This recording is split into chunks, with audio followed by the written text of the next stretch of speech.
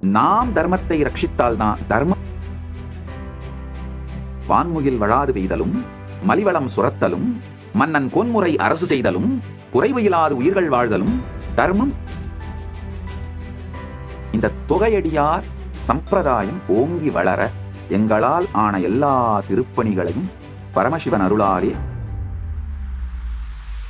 புரிஞ்சுக்கணும். எதிர்காலம் எந்த ட்ரெடிஷன், ரிலிஜியன், பிலாசபி சொல்யூஷன் கொடுக்குதோ மனிதன் அடிப்படையா ஆனந்தமா நிம்மதியா நல்லபடியா உடலாலும் மனதாலும் உயிராலும் இனிமையா எக்ஸைட்டடா இன்ஸ்பயர்டா வாழணும். உண்மையிலங்க இந்த மாதிரி உங்களுடைய சூழ்நிலையை நீங்க சொன்னீங்கன்னா கஸ்டமைஸ்டா ப்ரிசைஸா வேகால ப்ரிசைஸா உங்களுக்கு சரியான வாழ்வியல் தீர்வுகளை கொடுக்கறதுக்கு தான்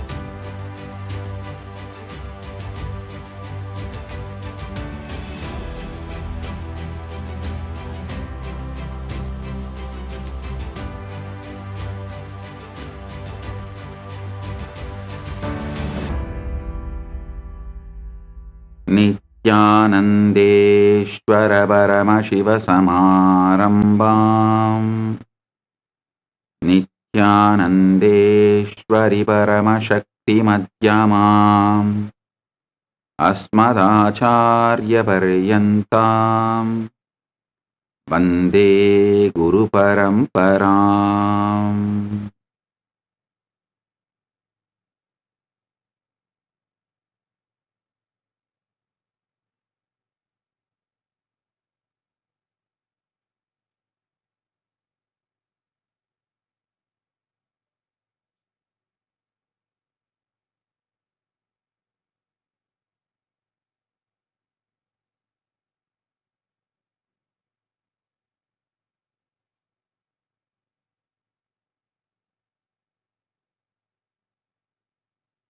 ஓம் ஓம் ஓம் சுப்பிரமணியோ.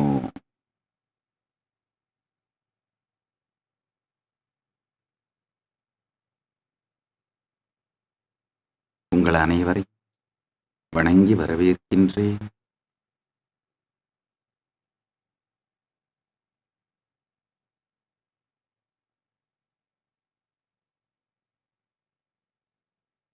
இந்த தைப்பூச நன்னாளிலே உலகம் முழுவதிலும் உள்ள எல்லா கைலாயங்களிலும் முருகப்பெருமானை கொண்டாடவும் வழிபடவும்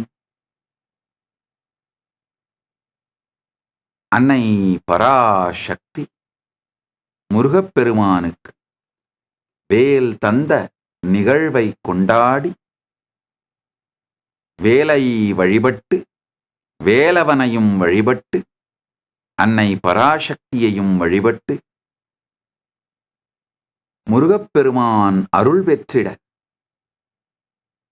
சுப்பிரமணிய கடவுளின் பேரருள் பெற்றிட உலகம் முழுவதிலும் இருக்கும் எல்லா கைலாயங்களிலும் ஒன்று கூடியிருக்கும் அன்பர்களையும் பக்தர்களையும் சீடர்களையும் கைலாசவாசிகளையும் இதயத்தாலும் இணையத்தாலும் இணைந்திருக்கும் அன்பர்கள், பக்தர்கள், சீடர்கள், பார்வையாளர்கள் உங்கள் அனைவரையும் வணங்கி வரவேற்கின்றேன். இந்த தைப்பூச நன்னாளிலே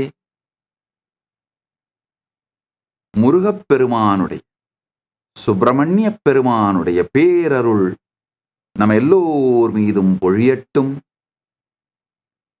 பரமாத்வைதத்தை சுவாமிநாதனாக முருகப்பெருமானே இருந்து நமக்கு அருளட்டும்.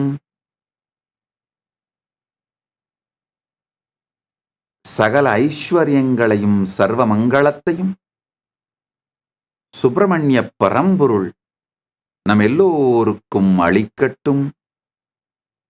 நம் எல்லோர் உயிருளும் ஆன்மாவினுள்ளும்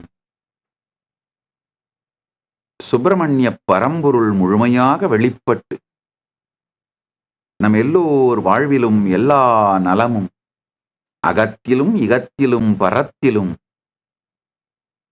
உள்ளும் புறமும் பரமாத்வைதத்தை அனுபூதியாய் அடைந்து ஜீவன் முக்த வாழ்க்கை வாழ்ந்து வாழும் பொழுதே எல்லா நன்மையும் மங்களமும் பெற்று பேரானந்தத்தோடு ஆல்போல் தழைத்து அருகுபோல் வேரூன்றி மூங்கில் போல் சுற்றம் சூழ வாழையடி வாழ என வாழ்வாங்கு வாழ்வீர்களாக 16 பெற்று பெருவாழ்வு வாழ்வீர்களாக என்று ஆசீர்வதிக்கின்றேன். சுப்பிரமணிய பரம்பொருளின் பேரருள் நம் எல்லோர் மீதும் என்றென்றும் நிலைத்திருக்கட்டும்.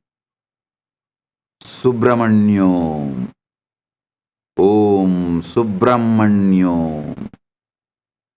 ஓம் சுப்பிரமணியோம். ஓம் சுப்பிரமணியோம்.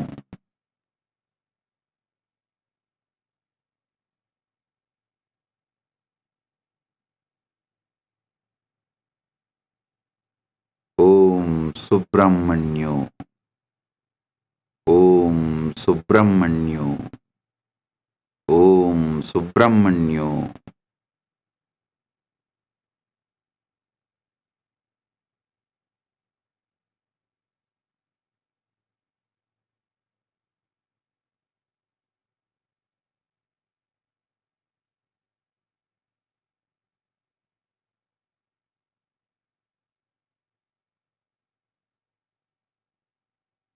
ஓம்.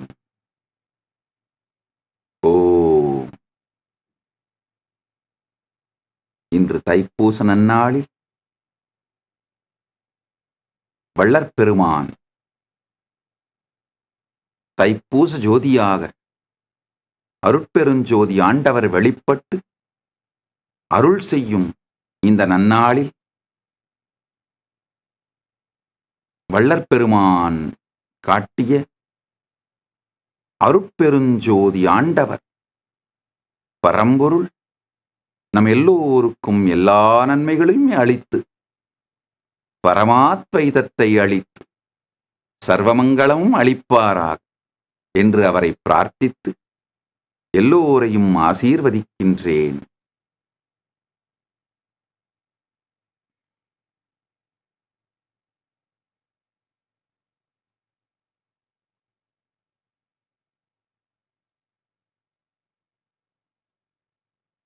இன்றைய சத்சங்கத்திற்குள் நுழைவோம்.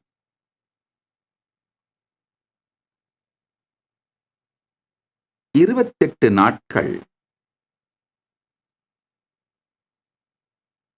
கைலாயத்தின் 49வது நித்யானந்தோத்சவம்.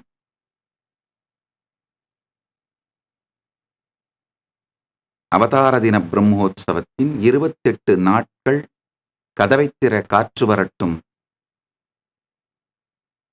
தியான சத்சங்க ஞான ரசவாத நிகழ்வில் நான் பகிர்ந்து கொண்ட சத்தியங்கள் கருத்துக்கள் பற்றி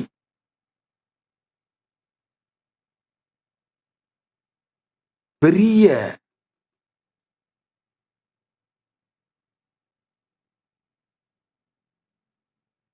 விவாத பிரதிவாத கேள்விகள் போன்ற அனைத்தும் உலகம் முழுவதிலும் முக்கியமாக ஆன்லைன்ல நடக்கின்றது. இதை நாங்கள் கைலாசால இருந்து கம்ப்ளீட்டா ஏஐ மூலமா இந்த சென்டிமெண்ட் அனலைசிஸ் பண்ணி உங்களுடைய கேள்விகளை எல்லாம் தொகுத்து, அதாவது ஒருத்தருடைய கேள்விக்கும் தனித்தனியா பதில் சொல்லாம, ஆனா எந்த தலைப்பை பற்றி நிறைய வாத பிரதிவாதங்கள் கமெண்ட்ஸ் வருதோ, கிளாரிஃபிகேஷன் வேணும்னு கேள்விகள் வருதோ, கொஸ்டின்ஸ் வருதோ, அதையெல்லாம் எடுத்து தொகுத்து அவைகளுக்கெல்லாம் விடையும் பதில்களும் கிளாரிஃபிகேஷன்ஸும் ஃபர்தர் டீட்டெயில்ஸும் இன்னைக்கு கொடுக்குறேன்.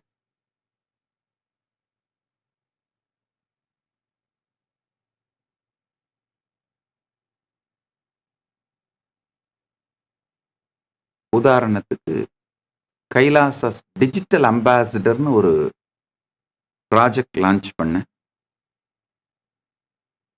ரொம்ப கேஷுவலாக தான் ஆரம்பித்தோம்.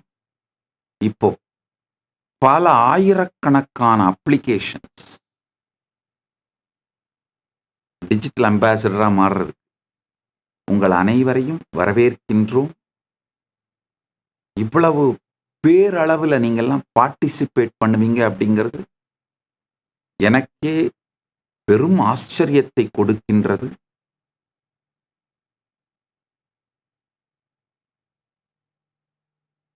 ஆனா சந்தோஷத்தை அளிக்கின்றது. சந்தோஷம் கலந்த, சந்தோஷம் நிறைந்த ஆச்சரியத்தை அளிக்கின்றது. ஆனந்தமான ஆச்சரியத்தை அளிக்கின்றது. அதை பத்தி நிறைய பேர் கேள்விகள், டீட்டெயில்ஸ் கேட்குறீங்க. அதெல்லாம் இப்போ இன்னைக்கு பேசுறேன். அடுத்து இந்த டீனேஜ் மேரேஜ் பற்றியும் லிவிங் டுகெதர் ரிலேஷன்ஷிப் பற்றியும் நிறைய கேள்விகள் கேட்டிருக்கீங்க. அதை பற்றியும் எலாபரேட்டாக விளக்குறேன்.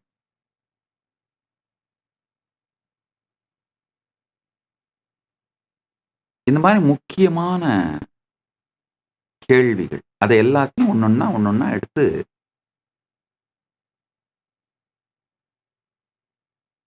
ஃபர்தர் கிளாரிஃபிகேஷன், அதாவது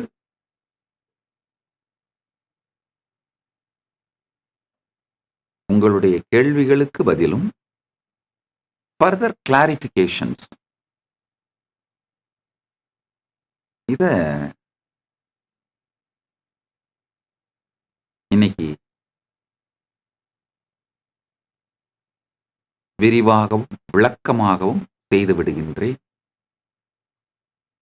முதல்ல எடுக்க போற சப்ஜெக்ட் இந்த தொகையடியார்கள் சம்பிரதாயம் பத்தி எலாபரேட்டா பேசியிருந்தேன். 2-3 சத்சங்கங்கள்ல நிறைய பேர் நிறைய கேள்விகள், வேண்டுதல்கள், அதாவது வேண்டுகோள், இந்த ஹெல்ப் பண்ணுங்க அந்த ஹெல்ப் பண்ணுங்கன்னு வேண்டுகோள். இது மொத்தத்தை பத்தியும் ஒரு கிளியரான ஒரு அண்டர்ஸ்டாண்டிங், நான் சொல்ற லாஜிக் என்ன, லாஜிக் மூலமா என்ன காரணத்துக்காக இந்தந்த முடிவுகளை எடுக்கிறேன் அப்படிங்கிற ஒரு கிளாரிட்டி கொடுத்துட்றேன். நல்லா புரிஞ்சுக்கோங்க. முதல் விஷயம்,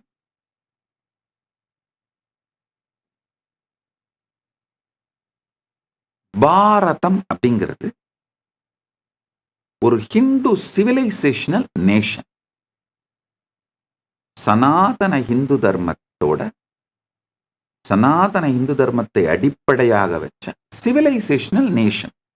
நான் பாரதம்னு சொல்றது என்னன்னா, மகாபாரதத்திலே சொல்லப்படுகின்ற காந்தகாரம் முதல் காம்போஜம் வரை, அப்படின்னா இன்னைக்கு பிரசன்டே ஆப்கானிஸ்தானத்திலிருந்து கம்போடியா வரை, கைலாசம் முதல் தென்னிலங்கை வரை,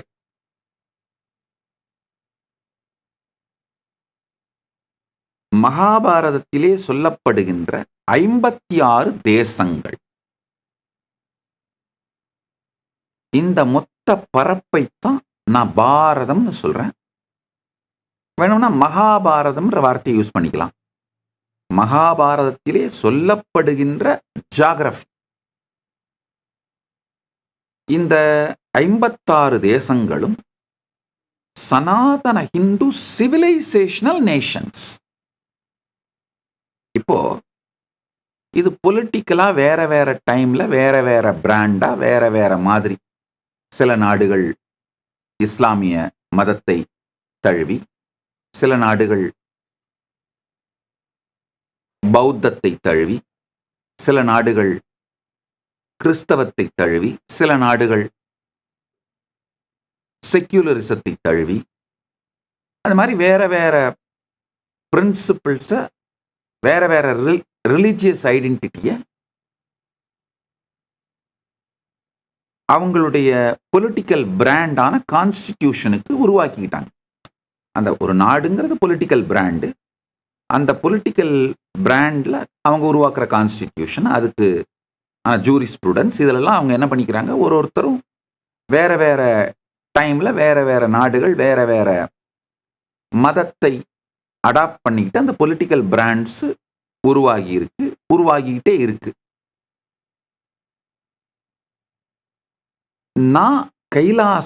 நானும் கைலாசமும் இந்த சிவிலைசேஷனல் நேஷனான மகாபாரதத்தை ரெப்ரசன்ட் பண்றோம். நல்லா புரிஞ்சுக்கோங்க. இந்த சிவிலைசேஷனல் நேஷனை ஸ்ட்ரென்தன் பண்றது தான் கைலாசத்தோட குறிக்கோள். நல்லா புரிஞ்சுக்கோங்க. எந்த நாட்டோட உள்நாட்டு விவகாரத்திலும் தலையிட மாட்டோம், அரசியல் செய்ய மாட்டோம். ஆனால் இந்த சனாதன ஹிந்து சிவிலைசேஷனை ஸ்ட்ரென்தன் பண்றதுக்கான திருப்பணியை தொடர்ந்து செய்வோம். ஏன்னா இந்த சனாதன ஹிந்து சிவிலைசேஷன் ஸ்ட்ரென்தன் ஆச்சுனாதான் மனித இனம் அமைதியை நோக்கி செல்லும். அமைதி, ஆனந்தம், வளர்ச்சி இவைகளை அடிப்படையாக கொண்ட வாழ்க்கை மலரும். சனாதன ஹிந்து தர்மம் பரமசிவ பரம்பொருள் உலகத்திற்கு அளித்த மிகப்பெரிய நன்கொடை. அது வளர்ந்து ஓங்க வேண்டும். வான்முகில் வளாது பெய்க, மலிவளம் சுரக்க, மன்னன் கோன்முறை அரசு செய்க, குறைவிலாது உயிர்கள் வாழ்க. இதெல்லாம் நடக்கணும்னா நான்மறை அறங்கள் ஓங்க, நல் தவம் வேள்வி மல்க, மேன்மைகொள் சைவ நீதி விளங்கிட வேண்டும் உலகமெல்லாம். நல்லா புரிஞ்சுக்கோங்க. அதனால இந்த சிவிலைசேஷனல் நேஷனோட ரூட்ஸை ஸ்ட்ரென்தன் பண்ணி இந்த சிவிலைசேஷனல் நேஷனோட கார்டியன்ஸ் எம்பவர் பண்றது தான், என்ரிச் பண்றது தான் கைலாயத்தோட தலையாய நோக்கம், திருப்பணி. இந்த சிவிலைசேஷனல் நேஷன், சனாதன ஹிந்து சிவிலைசேஷனல் நேஷன் ஆன இந்த மகாபாரதம்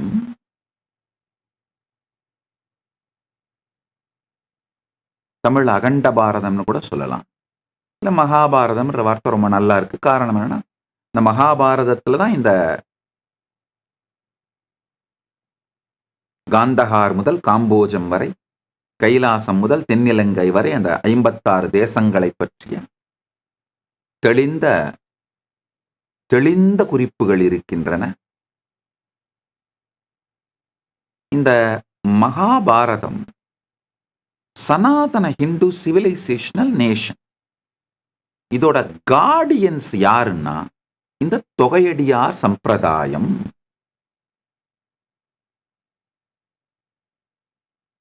நல்லா புரிஞ்சுக்கோங்க.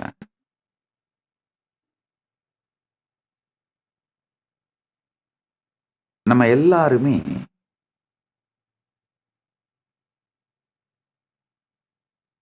கோவில்ல போய் பெருமானை வழிபட்டுட்டு, அங்க இருக்கிற 63 நாயன்மார்களை எல்லாம் உருகி உருகி வழிபட்டுட்டு, எப்போதும் திருக்கோயில்ல குங்கிலிய திருப்பணி செஞ்சுக்கிட்டே இருந்த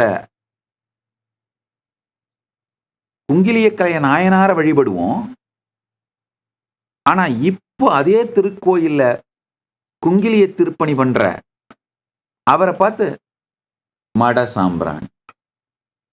சாம்பிராணி மடைய அப்படின்ற ஒரு கீழ்த்தரமான இழிவான பார்வை பார்ப்போம்.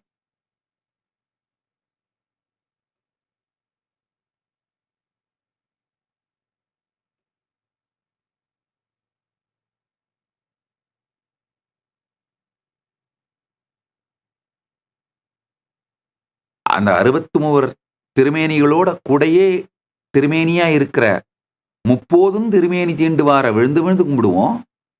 ஆனா அந்த கோயில்ல முப்போதும் திருமேனி தீண்டிக் கொண்டு இருக்கின்ற அந்த சிவாச்சாரியாரையோ பூசகரையோ ரொம்ப சீப்பா ட்ரீட் பண்ணுவோம்.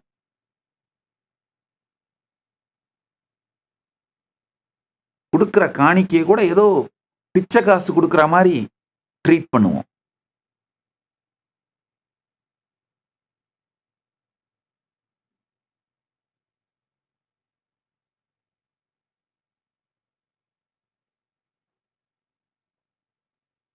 அதே அந்த 63 நாயன்மார்களுடையே பிரதிஷ்டை செய்யப்பட்டிருக்கின்ற பரமனையே பாடுவார்.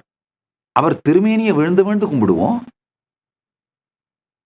ஆனா அதே கோவில்ல ஓதுவாமூர்த்தியாக இருந்து பரமனை பாடிக்கொண்டிருப்பவரை ரொம்ப சீப்பா ட்ரீட் பண்ணுவோம். இதெல்லாம் நடக்கிற உண்மை, அப்படியே சொல்றேங்க. நல்லா புரிஞ்சுக்குங்க. அந்த 63 நாயன்மார்களிலே திருமேனி வடிவத்திலே இருக்கிற முழுநீர் பூசிய முனிவரை விழுந்து விழுந்து கும்பிடுவோம். அதே கோவில்ல முழுநீர் பூசி அந்த பெருமானே கதின்னு வாழற சாமியார்களை பார்த்து என்ன பண்ணுவோம்? பட்டடிச்சு ஊரைய மாத்திராம்பார் அப்படின்னு கமெண்ட் அடிப்போம். நல்லா புரிஞ்சுக்கோங்க. கடந்த காலத்திலே இந்த பெரியவர்கள் எல்லாம் வாழ்ந்தார்கள். அவர்கள் பரமசிவ பதம் அடைந்தார்கள். ஆனா இந்த காலத்துல அதெல்லாம் சாத்தியம் இல்லை அப்படின்னு நினைச்சிங்கன்னா, ஹிந்து மதத்தை மியூசியத்துல வைக்க முயற்சி பண்ற இந்து விரோத சக்திகளோட பிரெயின் வாஷிங்ல நீங்களும் அந்த மூளைச்சலவைக்கு ஆளாகி இந்து விரோத சக்திகளோட இராணுவத்திலே உங்களை அறியாமல் இணைத்துக் கொண்டீர்கள் என்பதை புரிந்து கொள்ளுங்கள். நல்லா புரிஞ்சுக்கோங்க. இன்னொன்னு சொல்றேன், ரொம்ப சின்சியரா சனாதன இந்து தர்மத்து மேல பக்தி இருக்கிற சமூகத்திலே பிரபலமா இருக்கிறவங்க கூட, அதாவது கோவிலா போவாங்க, சாமி கும்பிடுவாங்க, அதெல்லாம் சோசியல் மீடியாலாம் கூட வரும். அவங்க கோயிலுக்கெல்லாம், பல கோயிலுக்கு போறது சோசியல் மீடியால வர்றதெல்லாம், அதெல்லாம் கூட சோசியல் மீடியால வரும். அவங்க அந்த கோயிலுக்கு போய் திருநீர் வாங்கி பெருசு பெருசா பூசிக்கிறாங்க, தரிசனம் பண்றாங்க. ஆனா அதே நபர்கள் பொதுவெளியில சினிமாவிலேயோ ஊடகத்திலேயோ பேசும்போது விபூதி அடிச்சிட்டான் அப்படிங்கிறத மிக கேவலமான ஏமாற்றிவிட்டான் என்கின்ற பொருளோடு சேர்ந்து காமெடி பண்ணுவாங்க. இந்த ஹிப்போக்ரசியை பாருங்க. அதாவது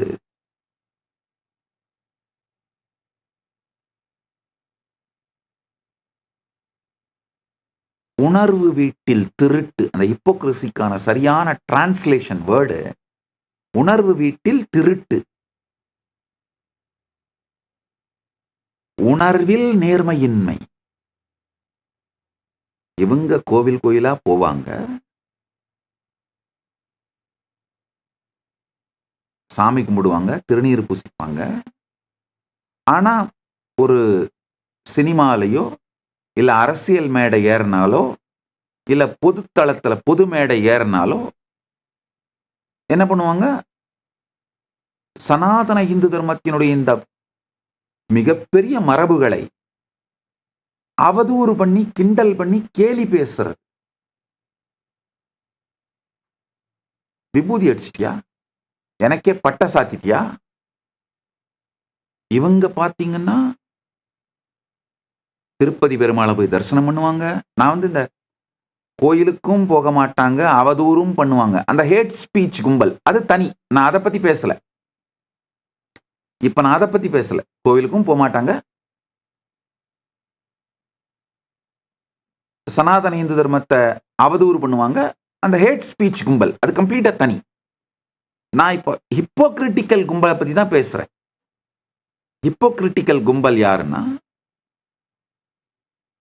இவங்க கோயிலுக்கு போவாங்க, நல்ல வெளிப்படையா கோயிலுக்கு போவாங்க. அந்த கோயிலுக்கு போற வீடியோ, நியூஸ் இதெல்லாம் சோசியல் மீடியால வரும். வெளிப்படையா அவங்க தங்களை பக்தர்கள் தான் அறிவிச்சுப்பாங்க. ஆனா, அவங்களுடைய படங்கள்ல, சினிமால, இல்ல அவங்க பொது மேடையில ஏறும்போது, அரசியல் மேடையில ஏறும்போது, அந்த மாரி சூழ்நிலையெல்லாம் தொடர்ந்து சனாதன இந்து தர்மத்தோட வாழ்க்கை முறைய கிண்டல் அடிக்கிற மாரி, கேலி பண்ற மாரி, அவதூறு பண்ற மாதிரி, அது மாதிரி கமெண்ட்ஸாவே பண்ணுவாங்க. அதாவது அடுத்த ஜெனரேஷனை பிரெயின் வாஷ் பண்றது. விபூதி அடிச்சிட்டியா அப்படிங்கிறத ஒரு ஏமாத்துறதுக்கு சமமான ஒரு வார்த்தையா மாத்துறது. திருமண் சார்த்திக் கொள்வதை, நான் பட்டநாமம் போட்டியா, பட்டநாமம் சாத்திட்டியா அப்படிங்கிறத ஒரு ஏமாற்றுவதற்கு சமமான வார்த்தையா மாத்துறது. சட்டிலா அடுத்த தலைமுறையை பிரெயின் வாஷ் பண்றது. இந்த கொடுமைகளை எல்லாம் செய்வார்கள். ஒரு பக்கம் இந்த கொடுமைகளை எல்லாம் செஞ்சுட்டு, அதாவது உணர்வு வீட்டிலே திருட்டுன்னு சொல்றேன் பாருங்க. உணர்வுல நேர்மை இல்லாமல் இந்த கொடுமைகளை எல்லாம் செஞ்சுட்டு, பெருமான் முன்னாடி போய் நின்னு, ஐயா பெருமானே, வேற வழி இல்ல. அந்த சூழ்நிலையில டைரக்டர் எழுதி கொடுத்த டயலாக் பேச வேண்டியதா இருக்கு. இல்ல பொலிட்டிக்கல் மேடை, சமூக மேடை, அந்த சூழ்நிலையில அப்படித்தான் பிஹேவ் பண்ண வேண்டியதா இருக்கு. நீ தயவு செஞ்சு அதையெல்லாம் கண்டுக்காம என் படம் வெற்றி அடையணும், இல்லை என் தொழில் வெற்றி அடையணும், நான் மேன்மேலும் சிறக்கணும் எல்லாம் கேட்டீங்கன்னா, பிரபஞ்சம் என்ன பண்ணும்? நீ எப்படி ஹிப்போக்ரஸியோட இருக்கியோ அதே மாதிரி ஹிப்போக்ரஸி தான் லைஃப் உனக்கு காட்டும். பிரபஞ்சம் வாழ்க்கையை உங்களுக்கு கண்ணாடியா தான் காட்டும். நீங்க சொல்றீங்களா, ஓ டைரக்டர் எழுதி கொடுத்த டயலாக் நடிச்சிட்டேன், அது அரசியல் மேடை, அந்த சூழ்நிலை நான் அப்படிதான் பேசி ஆகணும், பேசிட்டேன். இது ஒரு சாதாரண கிண்டல் கேலி தானே, பரவாயில்ல, சமூக மேடை அப்படிதான், ஒரு பட்டிமன்றம், அதனால கிண்டல் பண்ணிட்டேன். நீங்க இதெல்லாம் சொன்னீங்கன்னா பெருமானும் என்ன பண்ணுவாரு? கரெக்டுப்பா, நானும் உனக்கு அருளை அனுப்புனேன், ஆனா குறுக்கால நந்தி வந்து தடுத்துட்டாரு. ஏன்னா அவர் எப்பவும் பட்டை போட்டிருக்கிறதுனால, நீ பட்டை போடுறத கிண்டல் பண்ணதுனால அவர் வந்து தடுத்துட்டாரு அப்படின்னு பெருமானும் சும்மா இருப்பார். நான் என்னப்பா பண்றது? நீ எப்படி உன்னுடைய ப்ரெஷர்னால நீ செஞ்சியோ, நானும் அதே மாதிரி எனக்குன்னு ஒரு சோசியல் ப்ரெஷர் இருக்குல்லப்பா, என் ஈகோ சிஸ்டத்துக்கு ப்ரெஷர் இருக்குல்லப்பா, என் ஈகோ சிஸ்டம் எனக்கு ப்ரெஷர் கொடுக்கும்லப்பா அப்படின்னு பொறுமையா நிம்மதியா இருந்துப்பார். நன்றாக புரிந்து கொள்ளுங்கள். நான் சொல்றது ஒரு ஆழமான பிரச்சனை. இப்போ நான் வந்து பொது வெளியில தாங்கள் கோயிலுக்கும் போக மாட்டோம் அப்படின்னு போகாம இருந்துட்டு,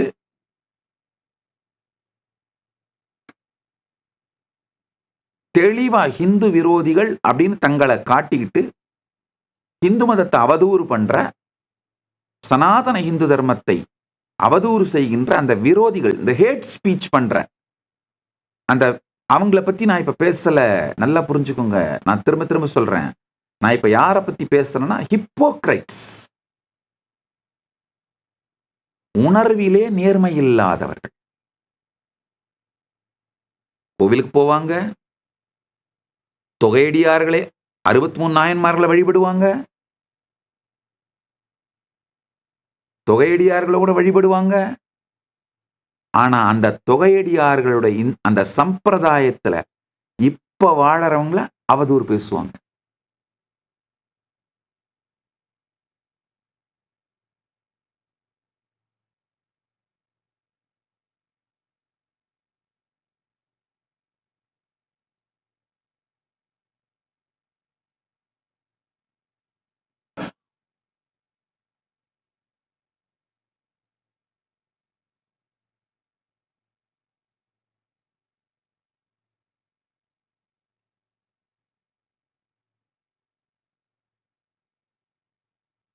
இந்த ஹிப்போக்ரேட்ஸ் எல்லாருமே, உணர்வில் நேர்மை இல்லாதவர்கள் எல்லாருமே உங்களை அறியாமலேயே சனாதன இந்து தர்மத்தின் விரோதிகளுடைய இராணுவத்துல நீங்க மூளைச்சலவை செய்யப்பட்டு சேர்க்கப்பட்டு விட்டீர்கள். அவங்களோட ஆர்மியில உங்களை அறியாமலே நீங்க சேர்ந்திருக்கீங்க. இப்ப நான் சொல்றத பல நிலையில மேப் பண்ணி பாருங்க.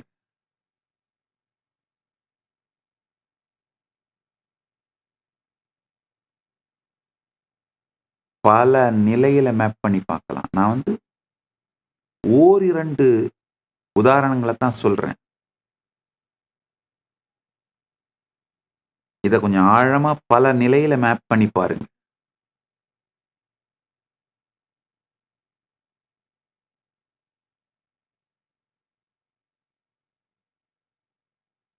இந்த தொகையடியார் சம்பிரதாயம் சிறப்பதுதான்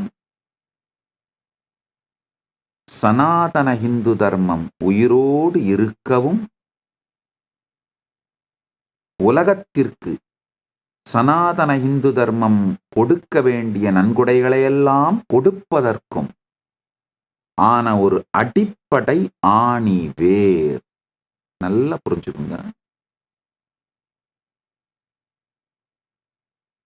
கோயில் குடிகள் கோயிலை சார்ந்து தங்கள் வாழ்க்கையை அமைத்துக் கொண்ட, கோயிலே தங்கள்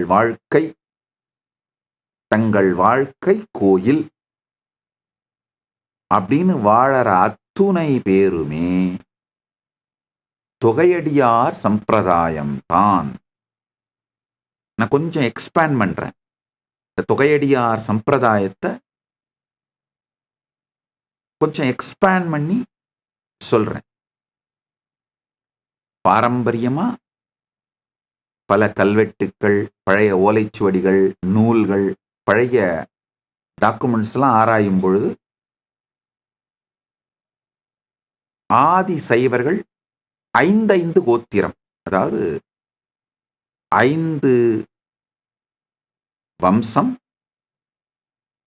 5 அந்த ஒரு வம்சத்துக்குள்ளேயும் 5 கோத்திரங்கள்.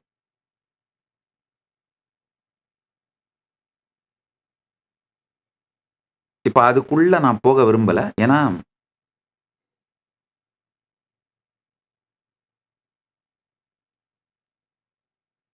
உண்மையிலே இந்த தொகையடியார் வம்சம், தொகையடியார் சம்பிரதாயம் ஜாதிகளுக்கெல்லாம் அப்பாற்பட்டது. எல்லா குலத்தவரும் இதோட பாகமா இருக்காங்க. அதனால நான் இந்த இப்போ ஜாதிகள் சார்ந்த டெஃபினேஷனுக்குள்ள போக விரும்பல. யாரெல்லாம் ஆலயமே தங்கள் வாழ்க்கைன்னு இருக்காங்களோ அவங்க அத்தனை பேரும், அதாவது ஆலயத்துல சாதாரண பணின்னு நீங்க நினைக்கிற அந்த பெருக்கி கூட்டி தூய்மைப்படுத்துற அதுல துவங்கி பூஜை செய்கின்ற சிவாச்சாரியார்கள்ல இருந்து உச்சஸ்தானத்துல நிர்வாக அதிகாரியா இருக்கிற அத்துணை பேரும் தொகையடியார்கள் சம்பிரதாயமே. இன்னொரு விளக்கத்தையும் சொல்லிடுறேன். கோவில் அரசாங்கத்தோட கட்டுப்பாட்டுல இருக்கணுமா இருக்கக்கூடாதா, HRNC இருக்கணுமா இருக்கக்கூடாதான்றதெல்லாம் உங்க உள்நாட்டு பிரச்சனை. அதுலெல்லாம் நான் தலையிட மாட்டேன். அந்த வாத விவாதங்கள் டிபேட்டுக்குள்ளலாம் நான் போகவே மாட்டேன். இப்ப யார் இருக்காங்களோ கோயிலை நடத்துறாங்களோ அவங்க எல்லாருமே எங்களுக்கு தொகையடியார்கள் தான். கைலாயத்தோட அன்பர்களும் பக்தர்களும் இப்ப யாரெல்லாம் கோயிலை நடத்துறதுல இன்வால்வ் ஆயிருக்காங்களோ அவங்க அத்துணை பேரும் தொகையடியார்கள் தான்.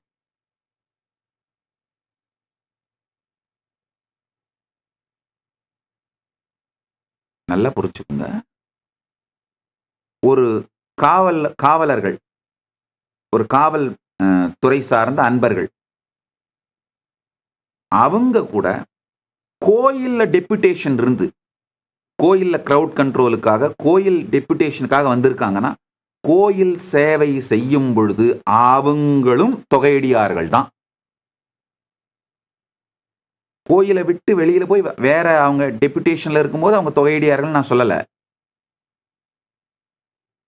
காவல்துறை சேர்ந்த அன்பர்கள் கூட நிறைய கோவில்கள்ல பார்த்தீங்கன்னா, ஆண் காவலர்கள், பெண் காவலர்கள்லாம் கோவில்ல மக்கள் கூட்டம் அதிகமா இருக்கும்போது அவங்கள கட்டுப்படுத்துறதுக்கு கிரவுட் கண்ட்ரோலுக்காக இல்ல பாதுகாப்புக்காகலாம் டெபுடேஷனுக்கு வந்திருப்பாங்க. கோயில் வேலையில டெபுடேஷன்ல இருக்கும் பொழுது அவங்களுமே தொகையடியார்கள் தான். சிவாச்சாரியார், குருக்கள், பட்டர், அர்ச்சகர், தர்மகர்த்தா, கணக்கு பிள்ளை, ஸ்தபதி, சீர்பாதங்கள், தீர்த்தக்காரர்கள், தீபக்காரர்கள், ஓதுவார், வேதபாராயண கோஷ்டி, பரிச்சாரகர், நாதஸ்வரம், தவில் இதை வாசிக்கிறவங்க, திருக்கைலாய வாத்தியம் வாசிக்கிறவங்க. இதுக்கு மேல இன்னொரு படி போய் சொல்றேங்க. அடுத்தது கோவிலை சுற்றி தங்களுடைய வாழ்வாதாரத்தை அமைத்துக் கொண்டு அங்க கடை வைத்திருப்பவர்கள் உட்பட அவங்க எல்லாருமே தொகையடியார்கள் தான். நல்லா புரிஞ்சுக்கோங்க. கோவிலை சுத்தி கடை வச்சிருக்கவங்க எல்லாம் காலி பண்ணிட்டு போயிட்டாங்கன்னா அந்த கோயில் எவ்வளவு வெறிச்சுன்னு இருக்குன்னு உங்களுக்கு தெரியாது, எனக்கு தெரியும். கோயிலை சுற்றி தங்களுடைய வாழ்வாதாரத்துக்காக கடை வச்சிருக்கவங்க கூட ஒரு விதத்துல கோயிலுடைய வளர்ச்சியின் பாகமாக, கோயில் உயிரோட இருக்கிறதுக்கான ஒரு காரணமாக இருக்கிறார்கள். ஏன்னா அவங்களுக்கு அவங்க வாழ்க்கை கோவில், கோயில் தான் அவங்க வாழ்க்கை. இவங்க எல்லாருமே டைரக்டாவோ இன்டைரக்டாவோ கோவிலுக்கு உயிர் கொடுப்பவர்களே. அதனால ஆலயத்திலும் ஆலயத்தை சுற்றி அந்த யூசுவலா நம்ம பெரிய கோவில்கள் எல்லாம் 7 பிரகாரமா இருக்கும். கொஞ்சம் சின்ன கோவில்கள்னா 5 பிரகாரமா இருக்கும். அதை விட சிறிய கோவில்கள்னா 3 பிரகாரமா இருக்கும். அந்த சப்த பிரகாரங்களிலே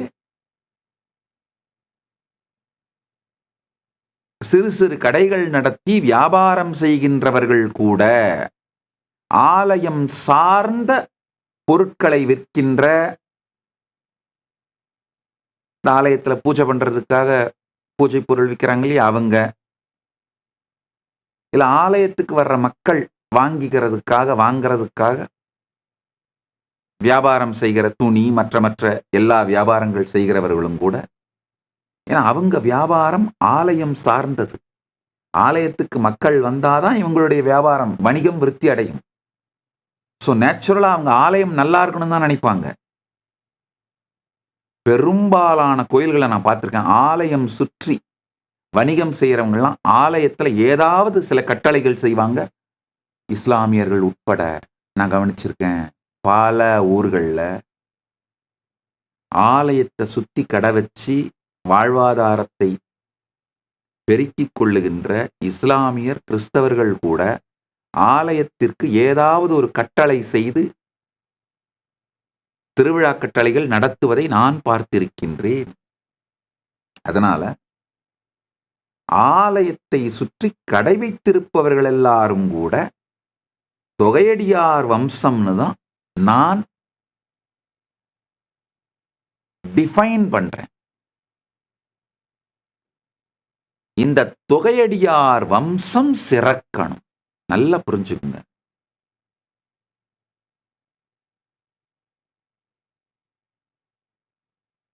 இந்த தொகையடியார் வம்சம்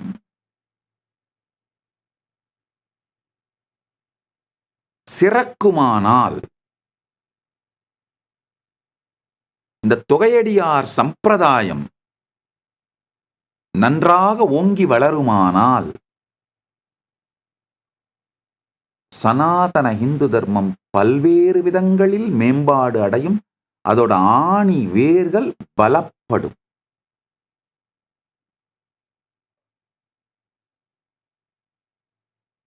நான் இப்ப சொல்றது ஒரு பரந்த விரிந்த ஆனா தெளிவான நேர்மையான விஷன், பார்வை.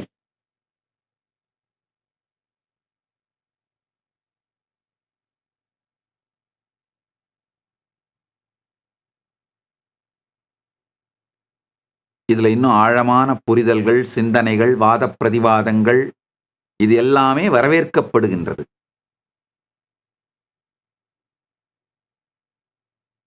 என்னுடைய நோக்கம் என்னன்னா, குறைந்தபட்சம் 1% ஆஃப் த பாப்புலேஷன், அதாவது அந்த ஊரோட 1% ஆஃப் த பாப்புலேஷன் வேறு எந்த வேலையிலும் ஈடுபடாமல் முழு நேரமும் தொகையடியார் திருக்கூட்டமாக வாழ வேண்டும். குறைந்தபட்சம் 5% ஆஃப் தட் அந்த ஊரோட பாப்புலேஷன் ஒரு வாழ்வாதாரத்திற்காக கொஞ்சம் செல்வமும் சேர்த்து கொண்டு, ஆனா கோயில் திருப்பணி அதுதான் இறைவனும் இறைவன் திருப்பணியுமே தங்களுடைய லைஃபோட ஃபர்ஸ்ட் ப்ரையாரிட்டியா வச்சு வாழறவங்க இருக்கணும். நல்லா புரிஞ்சுக்கோங்க. 1% ஆஃப் த பீப்புள் இறைவனும் இறைவன் சேவையும் மட்டுமே ஒன்லி ப்ரையாரிட்டி, ஃபர்ஸ்ட் ப்ரையாரிட்டி மட்டும் இல்ல, ஒன்லி ப்ரையாரிட்டி அப்படின்னு வாழறவங்க அந்த ஊரோட 1% பாப்புலேஷன் அப்படி மாறணும். 5% பாப்புலேஷன், அந்த ஊரோட 5% பாப்புலேஷன் இறைவனும் இறை பணியும் தான் ஃபர்ஸ்ட் ப்ரையாரிட்டி அப்படின்னு வச்சு, செல்வம் மற்றதெல்லாம் செகண்ட் ப்ரையாரிட்டி தேர்ட் ப்ரையாரிட்டியை வச்சு வாழணும்.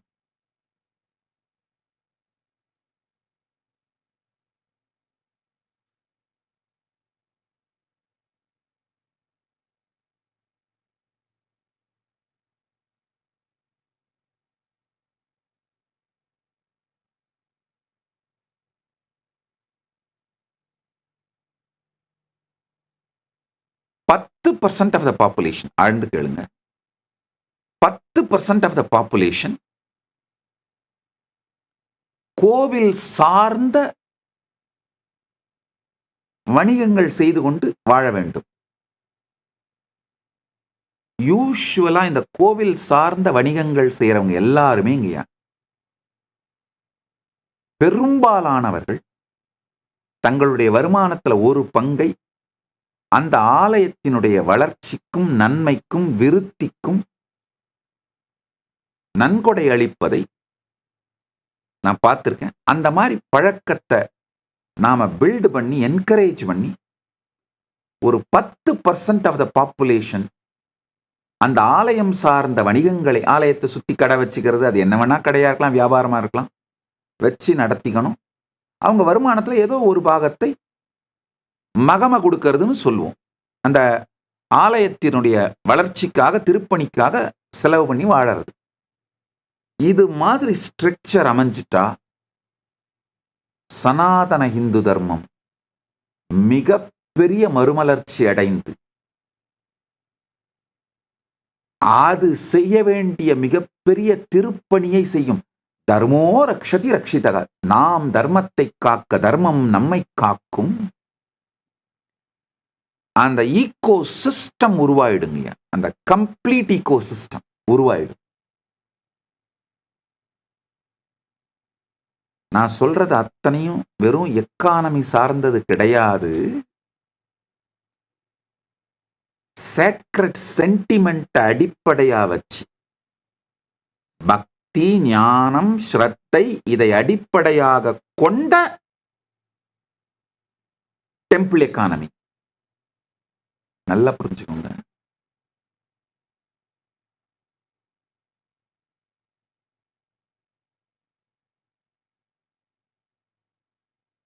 டெம்பிள் எக்கானமி செக்யூலர் எக்கானமிக்கு எந்த விதத்திலையும் சம்பந்தம் கிடையாது. ரெண்டும் வேற வேற.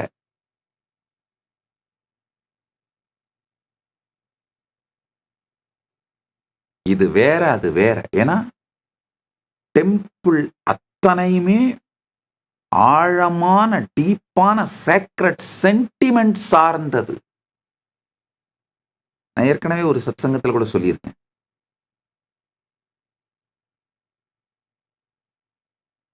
ஐயா, இந்த தங்கம், இந்த வெள்ளி, இதுக்கெல்லாம் எக்கனாமிக்கல் மார்க்கெட் வேல்யூ கிடையாது. காரணம் என்னன்னா பெருமானுக்காக பக்தர்கள் பக்தியோடு அழித்து விட்டார்கள்.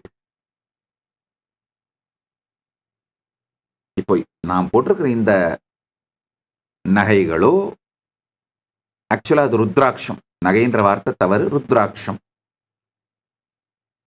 உங்களுக்கு புரியறதுக்காக நகைன்ற வார்த்தை யூஸ் பண்ணேன். இவைகளோ இல்ல இந்த வேலோ மயிலோ இந்த எல்லாமும் இந்த பீடத்தை நடத்துவதற்காக பக்தர்கள் கொடுத்திருக்காங்க. ஏன்னா நம்முடைய பாரம்பரியத்தை சம்பிரதாய பரிபாலனார்த்தம் இவைகளை எல்லாம் பக்தர்கள் கொடுத்திருக்காங்க. நான் உபயோகப்படுத்துறேன். இது காலம் காலமாக அப்படியே என்னுடைய திருமேனியோ அல்லது என்னுடைய சீடர்களோ இதை யார் தொடர்ந்து நடத்துறாங்களோ அதை அப்படியே நடத்த வேண்டியதுதான், அவ்வளவுதான். சிலது அர்ச்சாவதாரத்திற்கு, என்னுடைய அர்ச்சாவதாரத்திற்கு சார்த்தப்படும், சிலது அந்த சீடர்கள் யார் அந்த பொறுப்பை எடுத்து நடத்துறார்களோ அவங்க உபயோகப்படுத்துவார்கள், அவ்வளவுதான். தவிர இதுக்கு எக்கனாமிக்கல் மார்க்கெட் வேல்யூ கிடையாது. இதை விற்கவோ வாங்கவோ முடியாது. அதை நல்லா புரிஞ்சுக்கோங்க. ஏன்னா இதுல அந்த பக்தர்களோட சேக்ரட் சென்டிமெண்ட் கனெக்ட் ஆயிருக்கு, அசோசியேட் ஆயிருக்கு. அவர்களுடைய உணர்வும் கர்மமும் சேர்ந்து கனெக்ட் ஆயிருக்கு. நல்லா புரிஞ்சுக்கோங்க. பல நேரத்துல நான் சொல்லுவேன், அப்பா சாமி போட்டிருக்கிற காசு மாலையெல்லாம் யார் யாருடைய காமாலையோ உங்களுக்கு தெரியாது. அவர்கள் பிரார்த்தனை செய்து அவர்களுடைய குருபக்தியினாலே ஸ்ரத்தையினாலே பெருமான் வெளிப்பட்டு அவர்களுக்கு உடல் நலம் கொடுத்து மனநலம் கொடுத்து உயிர் வளம் கொடுத்து ஞானம் கொடுத்ததனால் அவர்கள் கொண்டு வந்து செலுத்துகின்ற காணிக்கைகள், அதுல அவங்களுடைய ஆழமான பக்தி ஸ்ரத்தை சேக்ரட் சென்டிமெண்ட்ஸ் பிளஸ் அந்த கர்மம் எல்லாம் இருக்கு.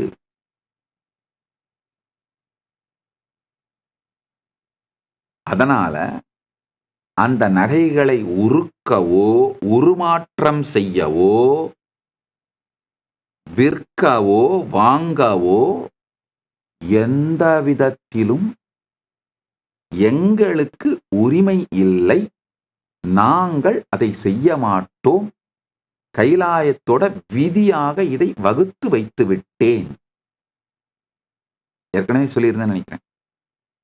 கைலாயத்தினுடைய எல்லா ஆசிரமங்கள், அந்த நிலம் சொத்துக்கள், அதுக்கு ரியல் எஸ்டேட் வேல்யூ கிடையாது. கைலாயத்தோட எல்லா கோயில்கள்லையும் இருக்கிற தங்கம் வெள்ளி நகைகள் பூஜை பொருட்கள் இது எதுக்குமே மார்க்கெட் வேல்யூ கிடையாது. காரணம் என்னன்னா இதை எதையுமே விற்கவோ வாங்கவோ முடியாது. அவையெல்லாம் அந்தந்த அர்ச்சாவதார திருமேனிக்கு சொந்தம்.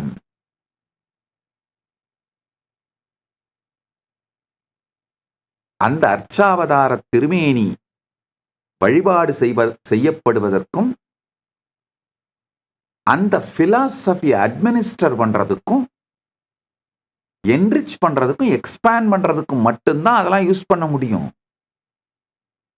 இந்த டெம்பிள் எக்கானமி பத்தி நல்லா புரிஞ்சுக்கோங்க. புரிஞ்சுக்கிட்டீங்கன்னா தான்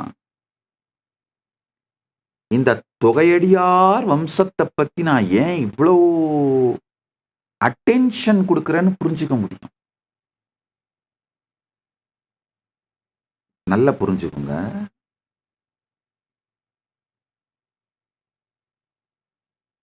ஆமா, நம்முடைய கோயில் சொத்துக்கள் மூவபிள் அசட்ஸ், வைரம் தங்கம் வெள்ளி, இந்த பெரும் மூவபிள் அசட்ஸ் ரத்னம் எல்லாத்தையும் இஸ்லாமிய படையெடுப்பின் போது அந்த தீவிரவாதிகள் கொள்ளை கொண்டு போனார்கள். அதுல இல்லைன்னு நான் சொல்லல. அடுத்து இம்மூவபிள் அசட்ஸ் லேண்டு இதெல்லாம் பிரித்தானிய கிறிஸ்தவ காலனி ஆதிக்கம், கொடுங்கோலர்கள் அவர்கள் கொள்ளையடித்தார்கள். எடுத்துக்கொண்டார்கள், இல்லைன்னு நான் சொல்லல. ஆனா அதை பத்தி இப்ப பேசினா கூட, வரலாற்றுல நடந்த கொடுமையை சொன்னா கூட வாயிலேயே அடிக்கிறாங்க, வாயிலேயே வெட்டுறாங்க. அதுதான் நிஜம், அதையும் நான் மறுக்கவில்லை. ஆனால் இந்த சூழ்நிலை எல்லாமே உண்மை என்றாலும் கூட இதுக்கு தீர்வு காணாம சும்மா இருக்க முடியாது. அதனால தொகையடியார் வம்சம் சிறக்க வைப்பதுதான் நாம செய்ய வேண்டிய முதல் செயல். தொகையடியார் வம்சத்தை சிறக்க வைக்கின்ற திருப்பணியை நாம செஞ்சோம்னாலே அட்லீஸ்ட் அடுத்த 10 ஆண்டுகளுக்குள் ஒரு மிகப்பெரிய மறுமலர்ச்சி, சனாதன இந்து தர்ம மறுமலர்ச்சியை நம்மால செய்ய முடியும்னு நான் ஆழமா நம்புறேன். பரமசிவன் அருளால நாம் செய்வோம். இதை கொஞ்சம் ஆழமா புரிஞ்சுக்குங்க. நான் ரொம்ப ஒரு வார்த்தையும் கேர்ஃபுல்லா பேசுறேன். ஏன்னா நான் இப்ப எந்த எல்லையில இருக்கேன்னா, உங்க எந்த நாட்டோட உள்நாட்டு விவகாரங்களையும் நான் தலையிடக்கூடாது. ஆனா சனாதன இந்து தர்ம சிவிலைசேஷனல் நேஷனை ரிவைவ் பண்ணணும், ஸ்ட்ரென்தன் பண்ணணும், ஃபிளரிஷ் பண்ணணும், என்ரிச் பண்ணணும், எம்பவர் பண்ணணும், எக்ஸ்பேண்ட் பண்ணணும். அதனால என்னுடைய எல்லையை கவனத்தில் கொண்டு ஒவ்வொரு வார்த்தையா நான் பேசுறதுனால தான் பொறுமையா யோசிச்சு என் வார்த்தைகளை செதுக்கி சொல்லிக் கொண்டிருக்கிறேன்.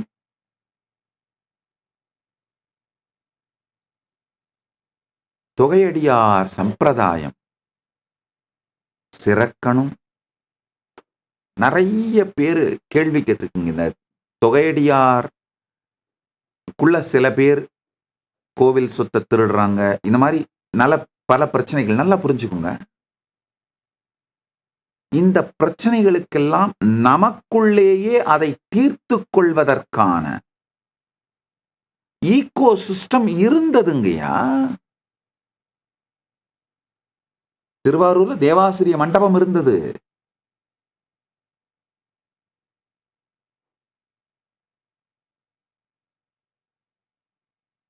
எல்லா ஆலயங்கள்லையுமே ஆலயம் சார்ந்த விஷயங்களை நிர்வாகம் பண்றதுக்கும் பிரச்சனைகளை தீர்த்துக்கிறதுக்கும் நம்மளை நாமளே நெறிப்படுத்திக் கொள்வதற்கும் மனு தர்ம சாஸ்திரத்தை சார்ந்த அந்தந்த கோவில்களுடைய ஆகமங்கள் பிளஸ் ஜூரிஸ்ப்ரூடன்ஸ் இது எல்லாமே தெளிவா இருந்தது. இவைகளையெல்லாம் மீண்டும் புனரமைக்க வேண்டியது நம்முடைய திருப்பணிதான். நாம தான் பண்ணணும். ஆலயத்திற்கு சென்று வழிபடணும், தொகையடியார்கள் சம்பிரதாயம் விருத்தியடைய எல்லாம் பண்ணணும். அதே மாதிரி ஆலயம் அந்த பிரின்சிபிளுக்கு இன்டெகிரிட்டியோட நடக்குதான்னு தொடர்ந்து மானிட்டர் பண்றது, அதற்கான செயல்களை செய்வதும் செய்தாக வேண்டும். ஆலயங்கள் முறையா நடக்கிறது, தேவையான செயல்களை எல்லாம் செய்கின்ற எல்லோரும்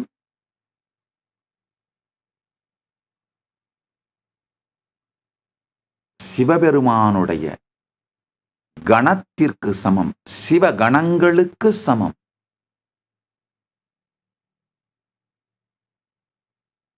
ஏன்னா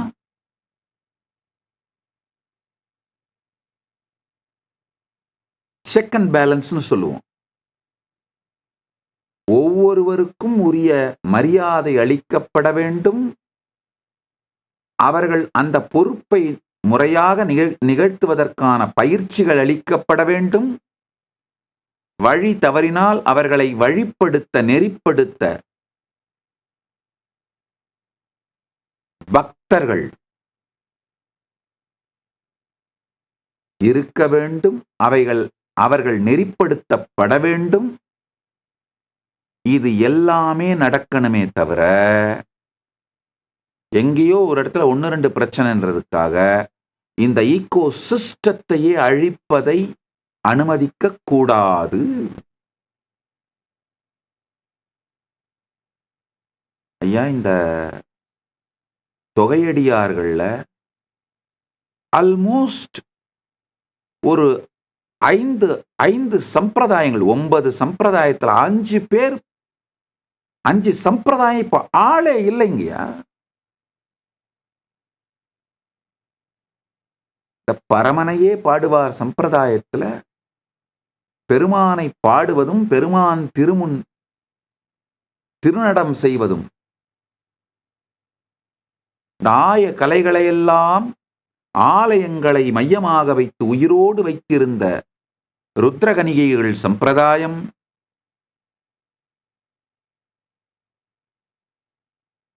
சித்தத்தை சிவன்பாலே வைத்தார்னு தங்கள் வாழ்க்கையே பெருமானை தியானிப்பதற்கே சமர்ப்பித்து ஆலயங்களுக்குள்ளேயே இந்த கோவில் பிரசாதத்தையே வாங்கி சாப்பிட்டுட்டு கோவிலேயே தங்கியிருந்து பெருமானையே தியானித்து கோயிலே தங்கள் வாழ்க்கையாக கொண்டு வாழ்ந்த சித்தத்தை சிவன்பாலே வைத்தார் அந்த சம்பிரதாயங்கள் எனக்கு தெரிஞ்சுங்க. நான் வளர்ந்து வாழ்ந்தவரை நான் பெரும்பாலான நேரத்தில் கோவிலேயே தான் வாழ்ந்தேன். கோவிலேயே வாழ்ந்த, இரவு தங்குவது உட்பட கோயிலுக்குள்ளேயே இருந்த லாஸ்ட் ஜெனரேஷன் நாங்க தான் நினைக்கிறேன். 1995 வரைக்கும் நான் சொல்றேன், 50 சாதுக்கள் சித்தத்தை சிவன்பாலே வைத்தார் அண்ணாமலையார் ஆலயத்துக்குள்ள தங்கி இருந்தாங்க. எனக்கு தெரியும். அதுக்கு பிறகு வேறு வேறு காரணங்களாலே அது என்னெல்லாம் அதுல நுழைய விரும்பல, எல்லாரும் மொத்தமாக வெளியேற்றப்பட்டார்கள். அந்த சம்பிரதாயம் இல்லாமல் போனது. இப்போ 50 பேர் குறைந்தபட்சம் எனக்கு தெரிஞ்சு என்னால சொல்ல முடியும். திருமஞ்சன கோபுரத்துக்கு உட்பக்கம் ஒரு மௌன சாது இருந்தார். திருமஞ்சன கோபுரத்துக்கு உட்பக்கம் இருந்த தெற்கு கட்டை கோபுரத்துல நாராயண சுவாமின்னு ஒருத்தர் மௌனம் மற்றும் உணவில்லாமல் வாழ்ந்த நிராகாரி ஒரு சித்தர் இருந்தார். அமாவாசை மண்டபத்துல 2 பேர் இருந்தாங்க. அமாவாசை மாதப்பிறப்பு மண்டபத்துல 2 பேர் இருந்தாங்க. கிருத்திகை மண்டபத்துல 3 பேர் இருந்தாங்க. மாதப்பிறப்பு மண்டபத்துக்கு பக்கத்துல அடிமுடி காணாத சந்நிதின்னு ஒரு சந்நிதி இருக்கும். அப்புறம் பெரும் அண்ணாமலையார் பாதம் இருக்கும். அங்க 3 சன்னியாசிகள் இருந்தாங்க. என்னால லிஸ்ட் போட்டு சொல்ல முடியும். சித்தத்தை சிவன்பாலை வைத்தார்ன்ற சம்பிரதாயமே இப்ப இல்லைங்க. கோயிலையே வாழ்க்கையாக கொண்டு அவங்க எல்லாருமே இப்ப கோயிலை விட்டு வெளியேற்றப்பட்டு விட்டார்கள். இது மாதிரி பல தொகையடியார் சம்பிரதாயத்துல பல சம்பிரதாயத்தை நாம் இழந்து கொண்டே இருக்கின்றோம். அதே மாதிரி முழுநீர் பூசிய முனிவர், இந்த முழுநீர் பூசிய முனிவர்னு சொல்வோம். அதெல்லாம் புனரமைக்கப்பட வேண்டும், மீண்டும் மலர வேண்டும். இந்த சம்பிரதாயங்கள் எல்லாமே மீண்டும் மலர வேண்டும் அப்படிங்கிறது தான் என்னுடைய நோக்கம், கைலாயத்தோட நோக்கம். இப்ப இந்தியான்னு சொல்ற அந்த நிலப்பரப்பு மட்டும் இல்ல, மகாபாரதம்னு நான் சொல்ற மொத்த நிலப்பரப்புலையும் காந்தஹார் முதல் காம்போஜம் வரை, கைலாசம் முதல் தென்னிலங்கை வரை, இந்த 56 தேசங்களிலும் இந்த புனர் அமைத்தல், ரிவைவல் நடக்க வேண்டும். ஒரு நல்ல விஷயம். பல அன்பர்கள், பக்தர்கள் மலேசியா, ஸ்ரீலங்கா, நேபாள், பங்களாதேஷ், பாகிஸ்தான், பூட்டான்ல இருந்தெல்லாம் மெசேஜ் பண்ணியிருக்கீங்க. அங்கெல்லாம் கூட தொகையடியார் சம்பிரதாயம் மலர சிறக்க கைலாயம் தன் திருப்பணியை செய்யும். கைலாசம் தன் திருப்பணியை செய்யும். இது ஒரு 25 ஆர்கனைஸ்டு செக்டரா பண்ணியிருக்கோங்க. அதாவது இந்த தொகையடியார்களாக முழுநேரம் மாறி வேறு எந்த ப்ரையாரிட்டி இல்லாம இதை ஒன்லி ப்ரையாரிட்டியா வச்சுட்டு வாழறவங்க அத்தனை பேருக்கும் மெடிக்கல் இன்சூரன்ஸ், சர்வைவல், அவங்களுடைய அடிப்படை தேவைகளை பார்த்துக்கிறதுக்கான சர்வைவலுக்கான குறைஞ்சபட்சம் மாசம் ஒரு 10,000 ரூபாயாவது இந்திய பண மதிப்பில் அவங்களுக்கு வருமானம் வர்ற மாதிரி சிஸ்டத்தை கிரியேட் பண்ணி வைக்கிற. அது மாசம் 10,000 ரூபாய் அவங்களுக்கு போய் சேர்ந்துரும். அந்த மாதிரியான ஒரு சிஸ்டத்தை எவால்வ் பண்றோங்க. அது ஒண்ணு. கைலாசம் இதை செய்யும். அது ஒண்ணு. ரெண்டாவது, நிறைய என்னுடைய பக்தர்கள் நிறைய பேர் என்னுடைய பார்வைக்கு எடுத்து வந்தீங்க. இந்த கிராமங்களிலே இருக்கின்ற திருமேனிகளை எல்லாம் எடுத்து இந்த பாழடைந்து இடிந்து போயிருக்கிற பழைய ஆலயங்கள்ல இருக்கிற திருமேனிகளை திரும்ப புனரமைச்சு அவங்களுக்கு கூரை அமைத்து ஆலயத்தை துவக்கி வைத்து அந்தந்த மக்களே நடத்துற மாதிரி, அந்தந்த ஊர் மக்களே நடத்துற மாதிரி நிறைய சேவைகள்லாம் நிறைய பேர் பண்ணிட்டு இருக்காங்க.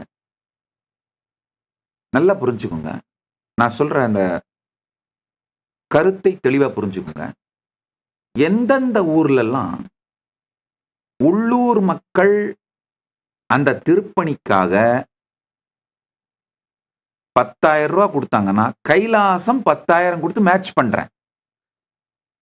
ஏன் உள்ளூர் மக்கள் கொடுக்கறத நான் இன்சிஸ்ட் பண்றேன்னா, உள்ளூர் மக்கள் பணம் கொடுக்காம நாமளே 20,000 மொத்த செலவையும் போட்டு பண்ணி கட்டி வச்சாலும் வழிபடுவதற்கு ஆள் இல்லாமல் அது மீண்டும் சிதிலமடைவதை நான் பல இடங்களிலே பார்ப்பதனால் உள்ளூர் மக்கள் வழிபட விருப்பம் தெரிவித்து அவர்களால் ஆன சிறு காணிக்கைகளை அவர்கள் சேர்க்க ஆரம்பிச்சார். அவங்க சேர்க்கிறத நான் மேட்ச் பண்ணி, கைலாசத்துல நாங்க மேட்ச் பண்ணி அவங்களுக்கு என்ன வேணுமோ அந்த ஆலயத்தினுடைய புனரமைத்தலை செய்து அளிக்கின்றோம். இதுக்கு அண்ணாமலையான் பேரருளாலே, பரமசிவ பரம்பொருள் அருளாலே கைலாயம் இந்த திருப்பணியை செய்யும். அது மட்டும் இல்லாம இந்த தொகையடியார்கள், சித்தத்தை சிவன்பாலே வைத்தார், முழுநீர் பூசிய முனிவர்கள், இந்த மாதிரி யாராவது ரிட்டையர்ட் பட் நாட் டயர்ட் அப்படின்றவங்க இருக்கவங்க, ரிட்டையர் ஆயிட்டா நான் டயர்ட் அல்ல, இந்த மாதிரி ஏதாவது ஒரு கோயில்ல போய் இருந்து அந்த திருப்பணிகளை எடுத்து நடத்தி அதுவே வாழ்க்கைன்னு வாழணும்னு நினைக்கிறேன் அப்படின்றவங்கலாம் யாரு வேணா அப்ளை பண்ணுங்க. இந்த மாதிரி கோவில்களுக்கு நீங்க போகலாம். நீங்களே கோவில்களை தேர்ந்தெடுத்து கொண்டாலும் நல்லது. இல்ல எங்ககிட்ட எங்களுக்கு அப்ளை பண்ணீங்கன்னா இங்க அதை அப்ளை பண்றதுக்கான இமெயில் ஐடி கொடுக்குறேன். அப்ளை பண்ணீங்கன்னா நாங்க எங்களுக்கு தெரிஞ்ச கோவில்களுக்கெல்லாம் உங்களை அனுப்புறோம்.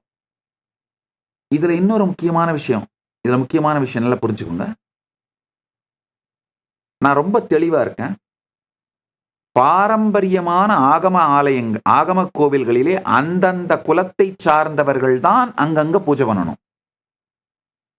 சில ஊர்களில் சிவாச்சாரியார், சில ஊர்கள் அந்தந்த எந்தெந்த கோவில்கள் எந்தெந்த குலத்துக்கு சொந்தமானதோ அவரவர்கள் அந்தந்த மரபை செய்து கொள்ள வேண்டும். அதில் நம்ம தலையிடக்கூடாது.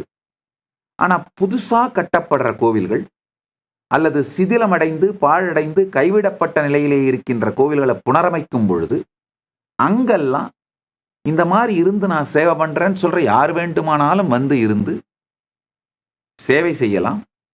அவர்களுக்கு அடிப்படை தேவைகளான உணவு, தங்குமிடம் மற்றும் ஒரு கால பூஜை இதெல்லாம் சேர்ந்து குறைந்தபட்சம் ஒரு 20,000 25,000 வரை அவங்களுக்கு மாசம் கிடைக்கிறதுக்கான வழிவகையும் பரமசிவன் அருளாலே நாங்கள் செய்கின்றோம். இந்த மாதிரி ஒரு 25 ப்ராஜெக்ட், ஸ்டாண்டர்டான ப்ராஜெக்ட்ஸ். இந்த தொகையடியார் சம்பிரதாயத்துல வரணுன்றவங்களுக்கான பயிற்சி கொடுக்கறது, அங்கங்க அவங்கவங்கள பிளேஸ் பண்ணி அவங்க லைஃபை செட்டில் பண்ணி விடுறது, அவங்கவங்க அதை நடத்துறதுக்கான அடிப்படை பொருளாதார தேவைகளை பூர்த்தி பண்றது, இது மாதிரி ஆர்கனைஸ்டா ஒரு 25 செக்டர்ல சர்வீஸ் பண்றோம். இது போக யுனிக்கான பிரச்சனைகள் இருக்கும். நான் என் வாழ்க்கையே ஓதுவாரா கழிக்கிறேன், எனக்கு வேற எந்த வருமானம் இல்லை, என் பையனுக்கு படிக்க வைக்கணும், என் மகளுக்கு திருமணம் பண்ணணும், அந்த மாதிரியான ஸ்பெஷல் தேவைகள், சிறப்பு தேவைகளுக்கும் நாங்கள் உதவுகின்றோம். பெருமான் அருளாலே அந்த தேவைகளுக்கும் எங்களாலான உதவிகளை எல்லாம் செய்கின்றோம். எங்களுக்கு தேவை என்ன? ஒன்னே ஒண்ணுதாங்க, இன்ஃபார்ம் பண்ணுங்க. ஒண்ணு நீங்களே இன்ஃபார்ம் பண்ணுங்க, இல்ல உங்களுக்கு தெரிஞ்சவங்க யாராவது இந்த மாதிரி சேவை தேவைப்படுறவங்க இருந்தாங்கன்னா எங்களுக்கு இன்ஃபார்ம் பண்ணுங்க. காரணம் என்னன்னா, என்னுடைய சந்நியாச படை எங்களை அணுகுபவர்களை தேர்ந்தெடுத்து உதவி செய்கின்ற அளவுக்குத்தான் என்னுடைய சந்நியாச படை இருக்கே தவிர, நாங்களாவே போய் தேடி கண்டுபிடிச்சு செய்யற அளவுக்கு எனக்கு பெரும்படை இல்லை.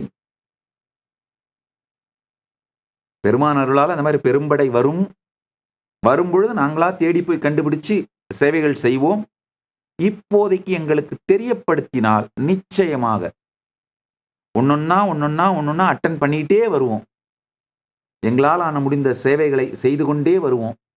சரியான நபர்களுக்கு இந்த சேவைகள் சென்று சேர்வதற்கு நீங்க பாலமா இருந்தீங்கன்னா அதுவே மிகப்பெரிய சிவ புண்ணியம் உங்களுக்கு சேரும். இன்னும் சில பேர் பல சஜஷன் கொடுத்துட்டு இருந்தீங்க, ஏன் நீங்க இந்த சேரிட்டி பண்ணக்கூடாதா, அந்த சேரிட்டி பண்ணக்கூடாதா? ஐயா, நல்லா புரிஞ்சுக்கங்க, நான் கோயில் பரதேசி, கோயில் பண்டாரம். என்னுடைய கம்யூனிட்டி யாருன்னா இந்த தொகையடியார் சம்பிரதாயம். நான் கம்யூனிட்டின்னு சொல்லும்போது ஜாதி சார்ந்து சொல்லல, என்னுடைய சொசைட்டி இந்த தொகையடியார் சம்பிரதாயம். இந்த தொகையடியார் சம்பிரதாயமே ஏற்கனவே சமூகத்துல ஒதுக்கப்பட்டு சமூகத்தோட விளிம்பு நிலை மக்களா இருக்கும் பொழுது நான் முதல்ல இவங்களுக்கு தாங்க என் சேவை பண்ணணும். நான் கோயில் பரதேசி. என்னுடைய பிறப்பு, வளர்ப்பு, வாழ்க்கை, என்னுடைய எல்லாமே கோயில் பரதேசி வாழ்க்கை. நான் கோயில் பண்டாரம். அண்ணாமலையார் ஆலயத்தில் சார்ந்துத்தான் என்னுடைய வாழ்க்கையின் எல்லா நன்மையும் எனக்கு கிடைத்தது. இந்த ஞானமும் பெருமானின் அருளும், பெருமான் அருளிய பரமாத்வைத அனுபூதியும், ஞானமும் பக்தியும் விஞ்ஞானமும் அனைத்தும் எனக்கு கோயில் சார்ந்துதான் கிடைச்சது. நான் கோவில் பண்டாரம், கோயில் பரதேசி. நிறைய பேர் இந்த கமெண்ட்ஸ்ல போட்டிருந்தீங்க, சாமி உங்களை கோயில் பரதேசி கோயில் பண்டாரம் சொல்லாதீங்க சாமி, வலிக்குது சாமின்னு. நன்றாக புரிந்து கொள்ள வேண்டும், கோவில் பண்டாரம் கோவில் பரதேசிங்கிறது மிகப்பெரிய புனிதமான பொசிஷன்கையா, புனிதமான பதவி. சமூகத்துல அதை அவதூறு பண்ணி அந்த வார்த்தையை ஒரு சீப்பான கெட்ட வார்த்தையா மாத்திட்டாங்கன்றதுக்காக அந்த வார்த்தையை உபயோகப்படுத்தாம நான் இருக்க மாட்டேன். இந்த வார்த்தைகளை எல்லாம் மீண்டும் உபயோகப்படுத்தி அந்த வார்த்தைகளுக்குரிய உயர்ந்த நல்ல சரியான நேர்மையான பொருளை அவைகளுக்கு வரவழைப்பது என் வாழ்க்கையின் நோக்கம். அதனால திரும்ப திரும்ப என்ன கோயில் பரதேசி கோயில் பண்டாரம்னு சொல்லிப்பேன். அந்த கோயில் பண்டாரம் கோயில் பரதேசிகளுக்கு சரியான புனிதமான மரியாதையும் உணர்வும் தனக்குள்ளும் சமூகத்துக்குள்ளும் எப்படி இருந்ததோ அதை மீண்டும் பரமசிவன் அருளாலே புனரமைப்போம்.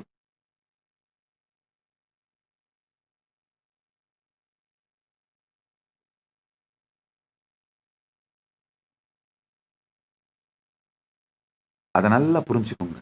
அடுத்தது இன்னொரு ஒரு பெரிய கேள்வி. இந்த அநாத குழந்தைங்களெல்லாம் எடுத்து நீங்க இந்த தொகையடியார் வம்சத்துல ட்ரெயின் பண்ணக்கூடாதா? நல்லா புரிஞ்சுக்கோங்க. இது ஒரு முக்கியமான விஷயம் சொல்றேன். இதுவரைக்கும் நான் சொல்லாம இருந்தேன்.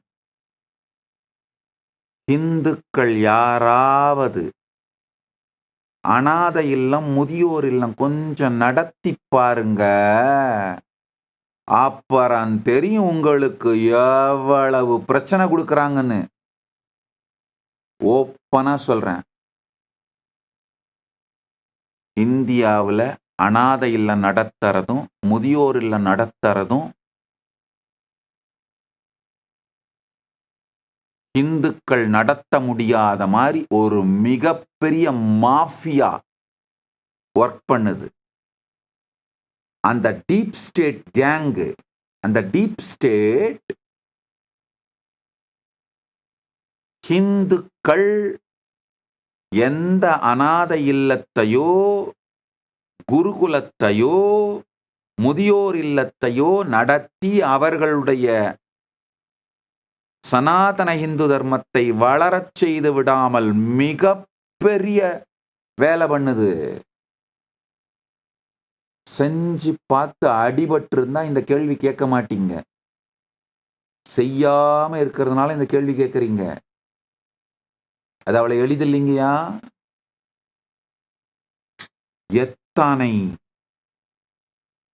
சமூக பிரச்சனை, சட்ட பிரச்சனைய, சிக்கல்களை கொண்டு வந்து அந்த குருகுலத்தையோ, அநாத இல்லத்தையோ, முதியோர் இல்லத்தையோ மூடுற வரைக்கும் விட மாட்டாங்க. தெரிஞ்சுக்கோங்க. ஒரு டீப் ஸ்டேட், அது எந்த கட்சி ஆட்சியில் இருந்தாலும் சரி, deep state is always more powerful than the rulers. ஆள்பவர்களை விட பலம் வாய்ந்ததுதான் டீப் ஸ்டேட். அதாவது ஆள்பவர்களையே முடிவெடுக்கிறதுக்கான பிரஷர் கொடுக்கிற சூழ்நிலைகளை உருவாக்குற பலம் வாய்ந்த டீப் ஸ்டேட் இருக்கிறதுனால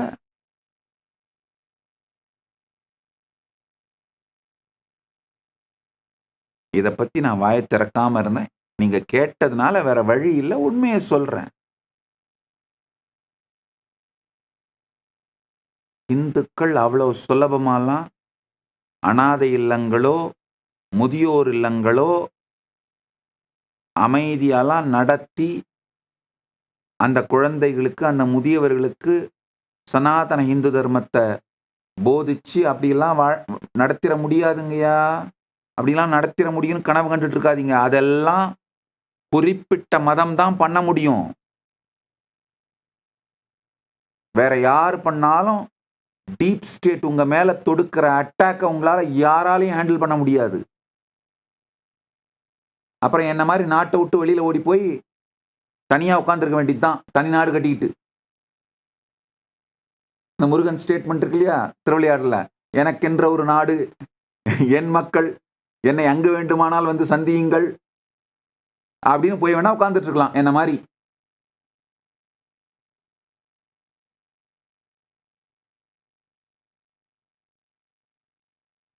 சொல்ல வேண்டாம்னு நினைச்சிட்டு இருந்தேன். ஆனா இந்த கேள்விகளை பார்த்தோன்னே சொல்ல வேண்டாம்னு நினைச்சதை சொல்லிட்டேன். எனிஹவ், உண்மைகள் சொல்லப்பட்டு தான் தீர வேண்டும். என்றாவது ஒரு நாள் வெளிவந்து தான் தீர வேண்டும். அதனால கிரவுண்ட் லெவல்ல இருக்கிற எல்லா சிக்கல்களையும் பார்த்துவிட்டு எந்த சட்ட சிக்கலும் பிரச்சனையும் கொடுக்க முடியாத மாதிரி பொறுமையாத்தான் இந்த சேவைகளை கூட நான் செஞ்சிட்டு இருக்கிறேங்கய்யா.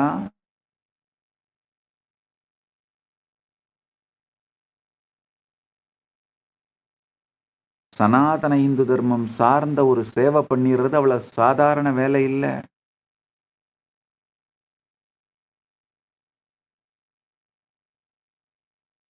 ஒரு அலோபதி மெடிக்கல் காலேஜோ, ஒரு ஹாஸ்பிட்டலோ நடத்துறதெல்லாம் ரொம்ப ரொம்ப ஈஸிங்கய்யா. இந்த வெஸ்டர்ன் எஜுகேஷன், மெக்கலே எஜுகேஷன் குடுக்குற இன்ஜினியரிங் காலேஜ், அந்த மாதிரி எல்லாம் ஏதாவது பண்ணோம்னா யாரும் தொந்தரவு பண்ண மாட்டாங்க. அதெல்லாம் ரொம்ப ரொம்ப ஈஸி. ஆனா சனாதன இந்து தர்மம் சார்ந்த இந்த நான்மறை அறங்கள் ஓங்கறதுக்கு ஏதாவது பண்ணி பாருங்க, அப்புறம் தெரியும். எத்தனை சட்ட சிக்கல், சட்ட போராட்டம், கொடுமைகள், சமூக போர், சமூக பிரச்சனைகள், சட்ட பிரச்சனைகள் உங்க மேல திணிக்கப்படுதுங்கிறத பாப்பீங்க.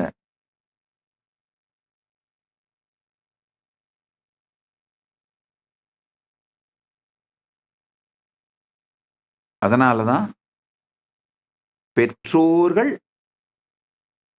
சட்டப்படி பெற்று வளர்த்தவர்கள் உங்கள் குழந்தைங்களை தொகையடியார் சம்பிரதாயத்துக்கு அனுப்புங்க அப்படின்னு சொல்லிட்டு இருக்கிறேன்.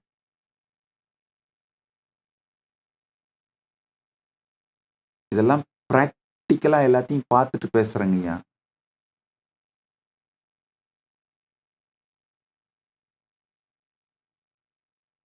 ஒரு சின்ன உதாரணம் சொல்றேங்கய்யா. நேபாளில் இந்த மிகப்பெரிய பூகம்பம் வந்து பலாயிரக்கணக்கான குழந்தைகள் பெற்றோர்களை இழந்து அனாதையானார்கள். ஒரு பெற்றோரை இழந்தவர்களோ அல்லது பெற்றோர் 2 பேரையுமே இழந்தவர்கள் வறுமை மற்ற பல்வேறு காரணங்களால் அனாதைகளானாங்க. எந்த இந்து சேரிட்டியும் அந்த குழந்தைங்களை தத்தெடுக்க முடியல. குறிப்பிட்ட மதம் சார்ந்த சேரிட்டிஸ் மட்டும்தான் அந்த குழந்தைங்களை தத்தெடுக்க முடிஞ்சது.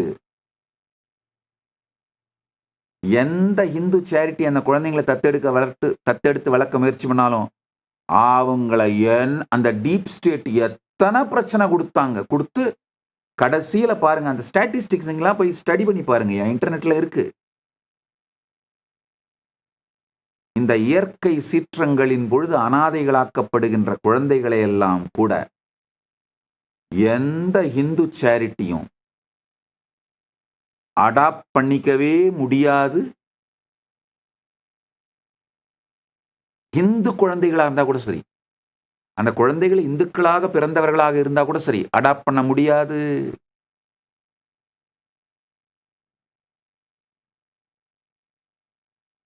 டீப் ஸ்டேட் உங்களை விடாது.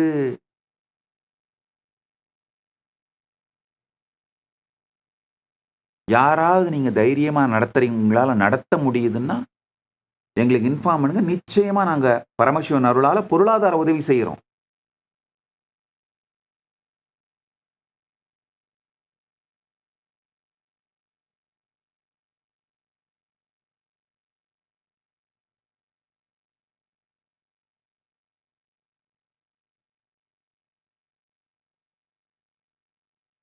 அடுத்தது இந்த தொகையடியார்கள் சம்பிரதாயம் பத்தி இன்னும் எலாபரேட்டா மனம் திறந்து பேசுறேங்கய்யா.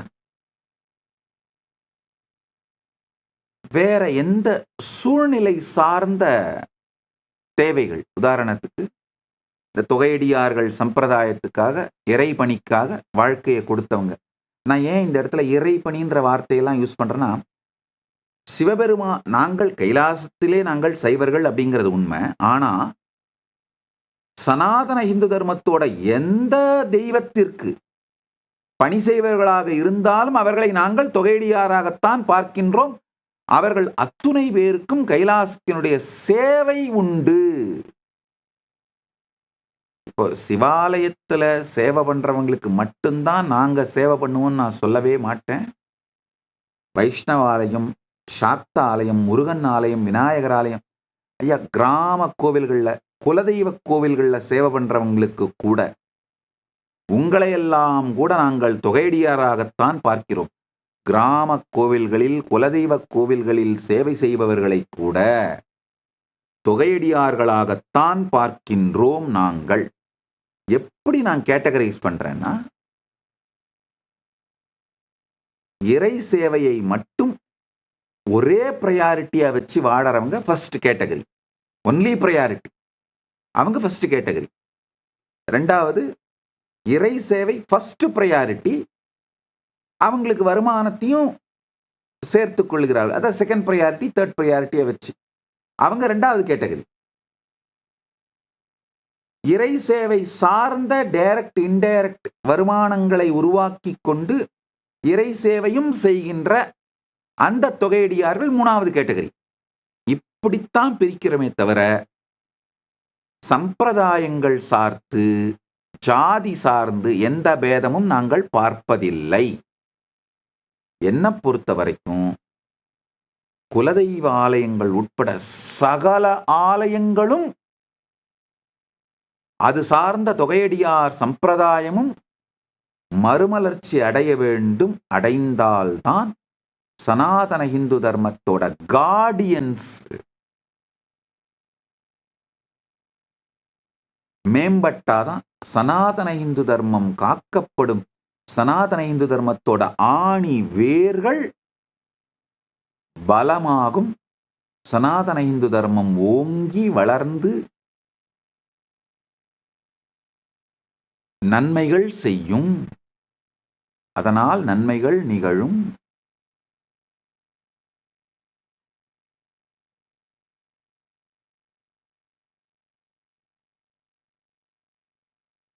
அழகான பாடல். வான்முகில் வளாது பெய்க மலிவளம் சுரக்க மன்னன் கோன்முறை அரசு செய்க குறைவிலாது உயிர்கள் வாழ்க. இந்த நாளும் தர்மம் நம்மை ரட்சிக்க வேண்டியது. அதுக்கடுத்து சொல்ற நான்மறை அறங்கள் ஓங்க நல் தவம் வேள்வி மல்க மேன்மைகுள் சைவ நீதி விளங்குக உலகமெல்லாம். இந்த 3 நாம செய்ய வேண்டியது.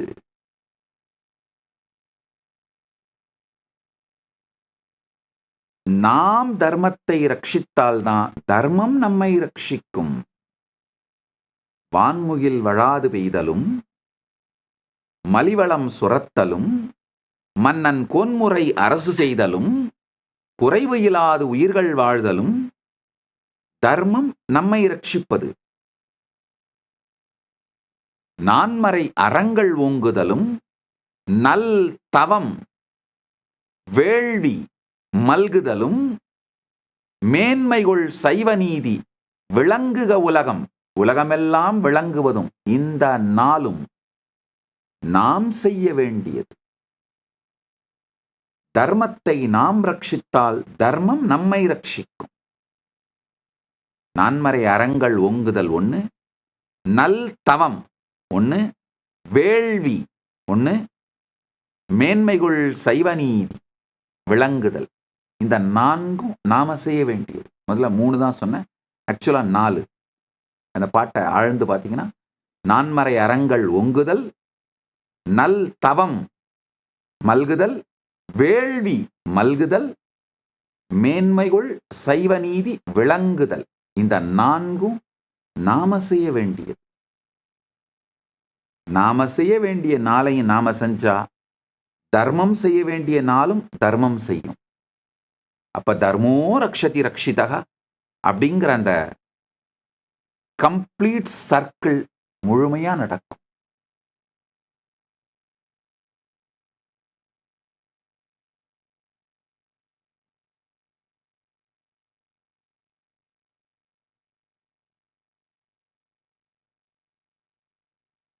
இந்த தொகையடியார் சம்பிரதாயம் ஓங்கி வளர எங்களால் ஆன எல்லா திருப்பணிகளையும் பரமசிவன் அருளாலே ஸ்ரத்தையோடு செய்வோம்.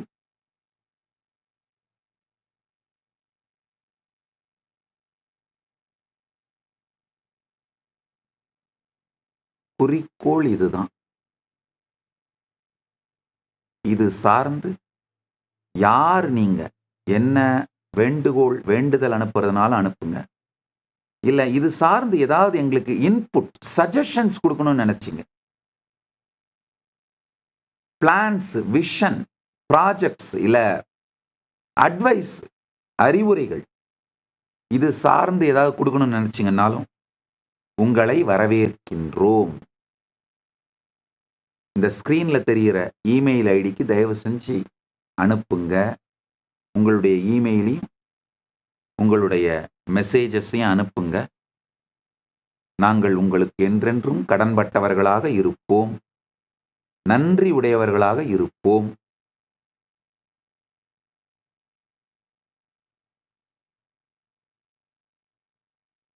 இந்த தொகையடியார் சம்பிரதாயம் என்னுடைய இதயத்தோடு நெருக்கமான ஒரு சப்ஜெக்ட் அப்படிங்கிறதுனால அதை நான் பேச துவங்கினேனானால் எத்தனை மணி நேரம் வேணா பேசுவேன். காரணம் என்னன்னா, அவர்கள் நிஜ வாழ்க்கையில் படும் துக்கங்கள், துயரங்கள் அனைத்தையும் நான் அவர்களுள் ஒருவனாக வாழ்ந்து பார்த்திருக்கின்றேன்.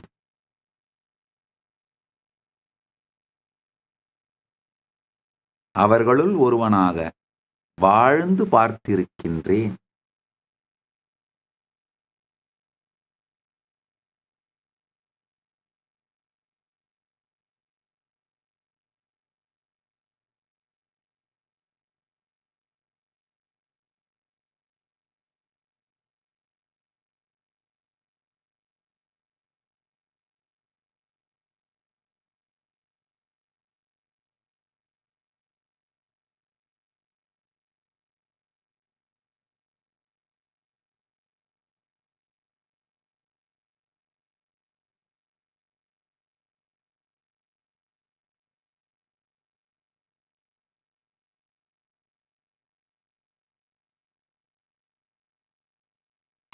அடுத்த ஒரு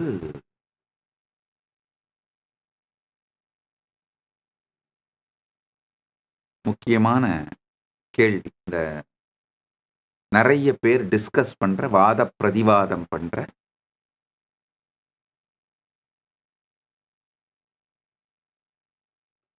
கமெண்ட்ஸ் போட்டிருக்கிற ஒரு சப்ஜெக்ட் வந்து நான் சொன்னேன், இந்த லிவிங் டுகெதர் ரிலேஷன்ஷிப்.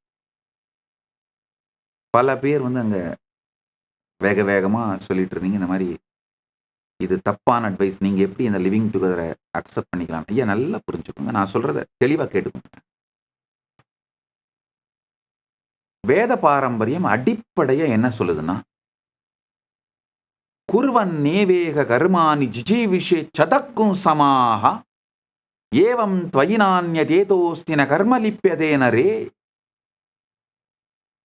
இந்த உலகத்திலே நல்ல செயல்களை செய்தபடியே நூற்றுக்கணக்கான ஆண்டுகள் வாழ விரும்புங்கள், வாழுங்கள். இப்படி செய்வதனாலே நீங்கள் மேன்மை நிலையை அடைகின்றீர்கள். ஈசாவாசிய உபனிஷத்து சொல்ற சத்தியம். கொஞ்சம் தயவு செஞ்சு புரிஞ்சுக்கோங்க. மனிதன் அடிப்படையா ஆனந்தமா, நிம்மதியா, நல்லபடியா உடலாலும் மனதாலும் உயிராலும் இனிமையா, எக்ஸைட்டடா, இன்ஸ்பயர்டா வாழணுங்க. அதுக்குத்தான் நான் எல்லா அறிவுரைகளும், எல்லா ஸ்ட்ராட்டஜி, பிளான்ஸ், அட்வைஸ், அறிவுரை எல்லாமே இதை நோக்கித்தான் சொல்றேங்கய்யா. முதல் விஷயம்,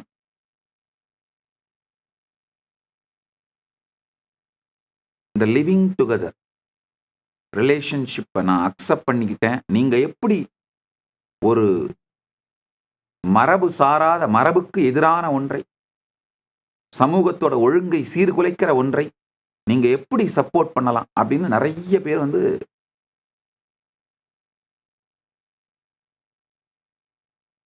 என்ன கமெண்ட்ஸ் மூலமா தாக்கி இருந்தீங்க. கொஞ்சம் பொறுமையா கேளுங்க. அதாவது அந்த சத் சங்கத்தையே முழுசா கேட்டிருந்தீங்கன்னா புரியும். முதல்ல நான் என்ன சொல்லியிருப்பேன்னா, டீனேஜ் மேரேஜ் பத்தி சொல்லியிருப்பேன். அதாவது யார் யாருக்கெல்லாம் லார்ஜ் ஜாயிண்ட் ஃபேமிலி இருக்கோ, அதாவது 2-3 தாய் மாமா இருப்பாங்க, 2-3 அத்தை இருப்பாங்க, 2-3 பெரியப்பா இருப்பாரு, 2-3 சித்தப்பா இருப்பாங்க. உங்களை உங்க அப்பா அம்மா மட்டும் இல்லாம அந்த மொத்த தெருவே, அந்த ஊரே சேர்ந்து வளர்த்துருக்கும். அந்த ஊருக்கே உங்க மேல உரிமை இருக்கும். உங்களுக்கு அந்த ஊர் மேல மொத்த பேர் மேலேயும் உரிமை இருக்கும். உங்களுடைய திருமணமே ஒரு 2 தனி மனிதர்களுக்கு நடுவுல ஏற்படுற பந்தமா இருக்காது. 2 குடும்பங்கள் ஒன்றாக கலப்பதா இருக்கும். இந்த மாதிரியான வரமான, சொர்க்கமான வாழ்க்கை சூழ்நிலை வாய்க்கப் பெற்றவர்கள். இந்த மாரி சூழ்நிலை பார்த்தீங்கன்னா, நீங்க கல்யாணத்துக்கு பிறகு கூட கணவனோ, மனைவியோ ஏதாவது தப்பு பண்ணா, தாய் மாமனே கை நீட்டி அடிச்சுருவாரு. பெரியப்பா அடிச்சுருவாரு. அதாவது அந்த அளவுக்கு அவங்களுக்கு உங்க மேல உரிமை இருக்கும். அதே மாரி உங்களுக்கு ஏதாவது ஒரு பிரச்சனைன்னா, ஏதோ ஒரு மெடிக்கல் எமர்ஜென்சி, இல்ல ஒரு விபத்து, ஆக்சிடென்ட்னா, சுத்தி இருக்கிற சொந்தக்காரங்க அத்தனை பேரும் பணம் எங்க இருந்து வருது, பணம் எங்க அதெல்லாம் தேடாம கையில கால்ல இருக்கிறத வித்து உடனே ஹாஸ்பிட்டல்ல கட்டி உங்கள பார்த்துப்பாங்க. உங்க மேல இந்த மாரி உரிமையும் இருக்கின்ற, கடமையும் இருக்கின்ற, இனிமையான பின்னி பிணைந்த உறவுகள். அந்த மாரியான லார்ஜ் ஜாயிண்ட் ஃபேமிலிஸ் சென்டர்டா இருக்கிற ஊரும் உறவுகளும் வாய்க்கப் பெற்ற சொர்க்கத்திலே வாழுகின்ற மனிதர்களாக நீங்கள் இருந்தால், பெஸ்ட் என்ன தெரியுமாங்கய்யா? டீனேஜ்ல மேரேஜ் நடந்துறணும். லீகலா நீங்க அடல்ட் ஆன பிறகு உங்களுடைய இல்லற வாழ்க்கையை துவங்கணும். நான் சொல்றத நல்லா புரிஞ்சுக்கோங்க. டீனேஜ்லயே மேரேஜ் நடந்துறணும். ஆனா மேரேஜ் நடந்த பிறகு 2 பேரும் உடனடியா வாழ்க்கையை ஆரம்பிக்கணும்னு அவசியம் இல்ல. அவங்கவங்க பெற்றோர் வீட்ல இருப்பாங்க. லீகலா அடல்ட், லீகலா உங்க ஃபேமிலிய நீங்க ஆரம்பிக்கிறதுக்கான, ஃபேமிலி லைஃப் ஆரம்பிக்கிறதுக்கான, செக்சுவல் ரிலேஷன்ஷிப் ஆரம்பிக்கிறதுக்கான லீகல் ஏஜ் என்னவோ, அந்த ஏஜ்க்கு பிறகு நீங்க ஃபேமிலி லைஃப் ஆரம்பிக்கணும். உங்க ஃபேமிலிய நீங்க வாழ ஆரம்பிக்கணும், நடத்த ஆரம்பிக்கணும். இதுதான் பெஸ்ட். ஒரு டிஸ்க்ளைமர். இது உங்க நாட்டுல லீகலா இல்லையானா நீங்க பார்த்துக்கோங்க. உங்க நாட்டோட சட்ட திட்டம் அதுலலாம் நான் தலையிட மாட்டேன். நான் வந்து என்னுடைய விஷனை தான் சொல்றேன். இந்த மாரியான சூழ்நிலையில, இந்த மாரியான திருமணம் செய்யறவங்களுக்கு ஒரு நல்ல விஷயம் என்னன்னா, ரொம்ப சின்ன வயசுல இருந்தே நீங்க 2 பேரும் ஒண்ணாவே உங்க வாழ்க்கைய பில்ட் பண்ண ஆரம்பிப்பீங்க. அதே மாரி உங்களுக்குள்ள ஏற்படுற ஏதாவது ஒரு சின்ன மூட் ஸ்விங்கு, பெண்ணோட மூட் ஸ்விங்கு, ஆண் அந்த பக்கம் இந்த பக்கம் திரும்பி பார்க்கிறது, இது எல்லாத்தையும் உறவினர்கள் கரெக்ட்டா சரி பண்ணிடுவாங்க. அந்த ஈகோ சிஸ்டமே உங்க திருமணம் சம்பந்தப்பட்டது. அந்த ஈகோ சிஸ்டமே உங்க திருமணத்தை காப்பாற்றும். உங்கள டிசிப்ளினா வச்சிருக்கும். நீங்க நைட் லேட்டா வீட்டுக்கு வர முடியாது. தண்ணி அடிச்சுட்டு வீட்டுக்கு வர முடியாது. வீட்ல சிகரெட் பிடிக்க முடியாது.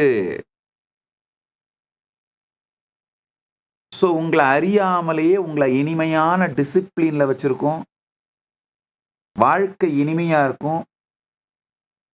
திருமணம் ஆகும் பொழுது எப்படி 2 பேரும் இனிமையா இருந்தீங்களோ, வாழ்க்கைய துவங்குனீங்களோ, அதே காதல், இனிமை, அன்பு, நேர்மை, ஸ்ரத்தை இதோடையே வளர்ந்து 95 வயசாகும்போது, 100 வயசாகும்போது கூட அதே இனிமையான உறவு உங்களுக்குள்ள இருக்கும். சில நேரத்துல, ஒரே நேரத்துல கணவன் போயிட்டாருன்னு தெரிஞ்ச உடனே மனைவி கண்ண மூடிடுவாங்க. மனைவி போயிட்டாங்கன்னு தெரிஞ்ச உடனே கணவன் கண்ண மூடிடுவாங்க. அந்த மாதிரியான வையத்துள் வாழும் பொழுதே வாழ்வாங்கு வாழ்கின்ற, வானுரையும் தெய்வத்துள் வைக்கப்படுகின்ற வாழ்க்கை அமையற அந்த ஈகோ சிஸ்டம் இருந்தால், டீனேஜ் மேரேஜும் லீகலா அடல்ட் ஆன பிறகு ஃபேமிலி ஆரம்பிக்கிறது தான் பெஸ்ட் ஸ்ட்ரக்சர். ஆனா இன்றைய காலகட்டத்தில் 90% பேர் அந்த மாதிரியான ஆம்பியன்ஸும் உறவுகளையும் இழந்து விட்டோம். உங்க மேரேஜுங்கிறது தனி மனிதன் சார்ந்ததா போயிடுச்சு.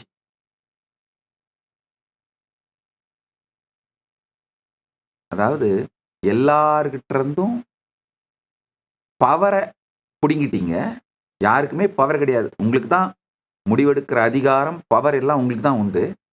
பவர் உங்ககிட்ட தான் இருக்கு. ஆனா உங்களையே உங்களால ஹேண்டில் பண்ணிக்கக்கூடிய பொறுப்போ, திறமையோ, சக்தியோ உங்களுக்கு இருக்கானா? இல்ல. இந்த மாதிரி கொடும் நரக சுதந்திரம், நல்லா புரிஞ்சுக்கங்க இந்த வார்த்தையை, கொடும் நரக சுதந்திரம். எல்லார்கிட்ட இருந்தும் சுதந்திரம் பெற்றுவிட்டு தன்னை தானே ஹேண்டில் பண்ண முடியாத தன்னுடைய மன கொந்தளிப்பு பேட்டன்ஸ், அதுல இருந்து சுதந்திரம் பெறாத, தன்னுடைய உணர்ச்சிகளிடமிருந்து சுதந்திரம் பெறாத அந்த சுதந்திரம் நரக சுதந்திரம். அதனை வைத்து வாழ்ந்து கொண்டிருக்கின்ற 90% மக்களுக்கு வேற வழி இல்லை. லிவிங் டுகெதர் ரிலேஷன்ஷிப் தான் கம்மியான துக்கத்தை அளிக்கக்கூடிய பாதைன்னு நான் ஃபீல் பண்றேங்க. அப்ப என்ன ஆகும்? உங்களுக்கு உங்களாலேயே உங்களை ஹேண்டில் பண்ணிக்கவும் முடியாது. மற்றவங்க யாரும் உங்களை ஹேண்டில் பண்றதுக்கும் விடமாட்டீங்க. அப்ப வேற என்ன பண்ண முடியும்? சரி, ஒன்னா வாழ்ந்து பார். ஒரு வருஷம், 6 மாசம், எப்படியோ எப்படி உங்க 2 பேருக்கும் ஒத்து போகுதுன்னு பாருங்க. அந்த 1 வருஷம் 6 மாசத்துல ஒருத்தருடைய லைக்ஸ் டிஸ்லைக்ஸ் புரிஞ்சுக்கிட்டு அடிச்சுக்கும், ஆனா உடச்சிக்காது. அந்த அளவுக்காவது செட்டில் ஆச்சுன்னா பிரேக்கப் டைப் பண்ணி மெசேஜை போட்டுரும். அவன் பார்க்கல அப்படின்னா உடனே டெலீட் பண்ணிடும். கொஞ்ச நேரம் கழிச்சு, அதாவது மூட் ஸ்விங்கில் பிரேக்கப் மெசேஜ் வேக வேகமாக டைப் பண்ணி அனுப்பிச்சிடுறது. அந்த மூட்லாம் கொஞ்சம் செட்டில் ஆன பிறகு அவன் பார்க்கல அப்படின்னு உடனே டெலீட் பண்ணுறது. அவனா 10 பிள்ளைங்களோட சேட் பண்ணிட்டு இருக்கிறதுனால உங்க மெசேஜை பார்த்துருக்க மாட்டான். ஸோ இந்த மாதிரியான சூழ்நிலை, மக்கள் இந்த மாதிரியான மனம், வாழ்க்கை முறை இப்படி இருக்கிறவங்களுக்கு பெட்டர் அட்லீஸ்ட் லிவிங் டுகெதர்ல வாழ்ந்து பார்த்தீங்கன்னா திருமணத்துக்கு முன்னாடியே புரிஞ்சிரும். என்னை பொறுத்த வரைக்கும்யா, திருமணம்னு ஒன்று நடந்து பிரிந்தீர்களானால் வலி ரொம்ப அதிகமா இருக்கும். 90% இருக்கும். ஷ்ரிங்க் ஆயிடுறீங்க, கொலாப்ஸ் ஆயிடுறீங்க, மென்டலா டிப்ரெஷனுக்கு போயிடுறீங்க, வாழ்க்கை வெறுத்து போகுது. திரும்ப உங்க லைஃப்பை ரீஸ்டார்ட் பண்றதுக்கு சில நேரத்தில் வருடங்கள் கூட ஆகுது. அப்படி இல்லாம லிவிங் டுகெதர்ல இருந்து பிரேக்கப் ஆகி போனீங்கன்னா, லிவிங் டுகெதர்ல இருந்து பிரேக்கப் ஆகி போகணும்னு நான் சொல்ல வரல. பிரேக்கப் ஆகி போனா வலி கொஞ்சம் கம்மி, 50% இருக்கும். 90% இருக்கிறது 50% இருக்கும். அதுவும் வலி இல்லாம இருக்குன்னு நான் சொல்ல வரல. வலி கொஞ்சம் கம்மியா இருக்கும். அதனால வலி குறைந்த வழி ஓகே அப்படின்னு சொல்றேனே தவிர, அதை நான் ஏற்றுக்கொள்ளவில்லை. நான் சொல்ற லாஜிக் மொத்தத்தையும் புரிஞ்சுக்கிட்டீங்கன்னா, நான் எதை ப்ரமோட் பண்றேன், எதை ஃபர்ஸ்ட் ப்ரையாரிட்டியா சொல்றேன், எதை 2வது ப்ரையாரிட்டியா சொல்றேன், எதை 3வது ப்ரையாரிட்டியா சொல்றேன், இது புரிஞ்சதுன்னா உங்களுடைய சூழ்நிலைக்கு நான் சொல்ற இந்த சத்தியங்களை மேப் பண்ணி பார்த்து நீங்களே முடிவு எடுத்துக்கலாம்.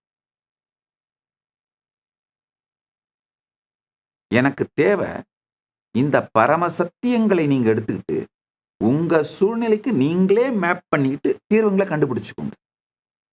அதை தான் நான் விரும்புறேன்.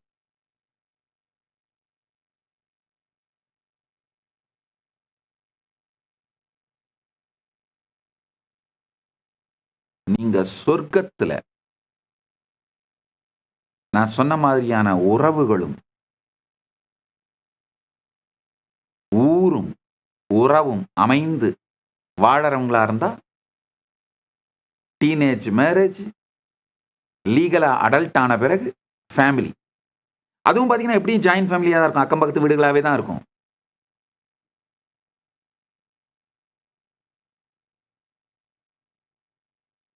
வெறும் திண்ணையில உட்கார்ந்து புரணி பேசுற மாமிகளும் மாமாங்களுமே உங்க ஹோல் ஊரோட டிசிப்ளினை மெயின்டைன் பண்ணிடுவாங்க. பெஸ்ட் சிசிடிவி பிளஸ் மீடியா, அவங்களே மொத்த டிசிப்ளினை மெயின்டைன் பண்ணிடுவாங்க. ஏன்னா ஊரே அந்த மாதிரி இனிமையான ஒரு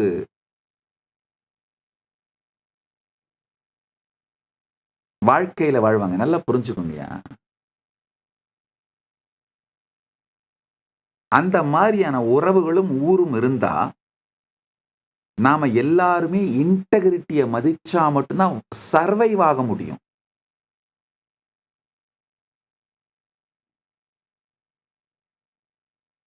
அந்த மாதிரி வாழ்க்கை அமைஞ்சா இது பெஸ்ட். டீனேஜ் மேரேஜ், லீகலா அடல்ட் ஆன உடனே ஃபேமிலியை ஸ்டார்ட் பண்றது. அப்படி இல்லை, 90% அப்படி இல்லைன்றதுனால அடுத்தடுத்த ஆல்டர்னேட்டிவ் சொல்யூஷன்ஸ் கொடுக்குறேன். நோக்கம் ஒன்னே ஒண்ணுதான், துக்கம் குறைவாக இருக்க வேண்டும். 100 ஆண்டுகள் நல்லபடியாக வாழ வேண்டும்.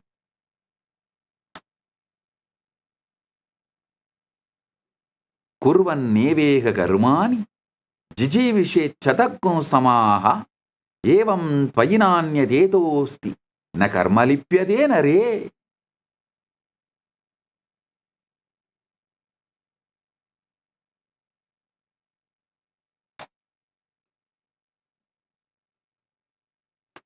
உண்மையிலங்கய்யா, இந்த மாதிரி உங்களுடைய சூழ்நிலையை நீங்க சொன்னீங்கன்னா கஸ்டமைஸ்டா, ப்ரிசைஸா, வேகா இல்ல, ப்ரிசைஸா உங்களுக்கு சரியான வாழ்வியல் தீர்வுகளை கொடுக்கறதுக்கு தான் இந்த ஆஸ் நித்யானந்தா ஏஐ பண்ணி வச்சிருக்கேங்கய்யா.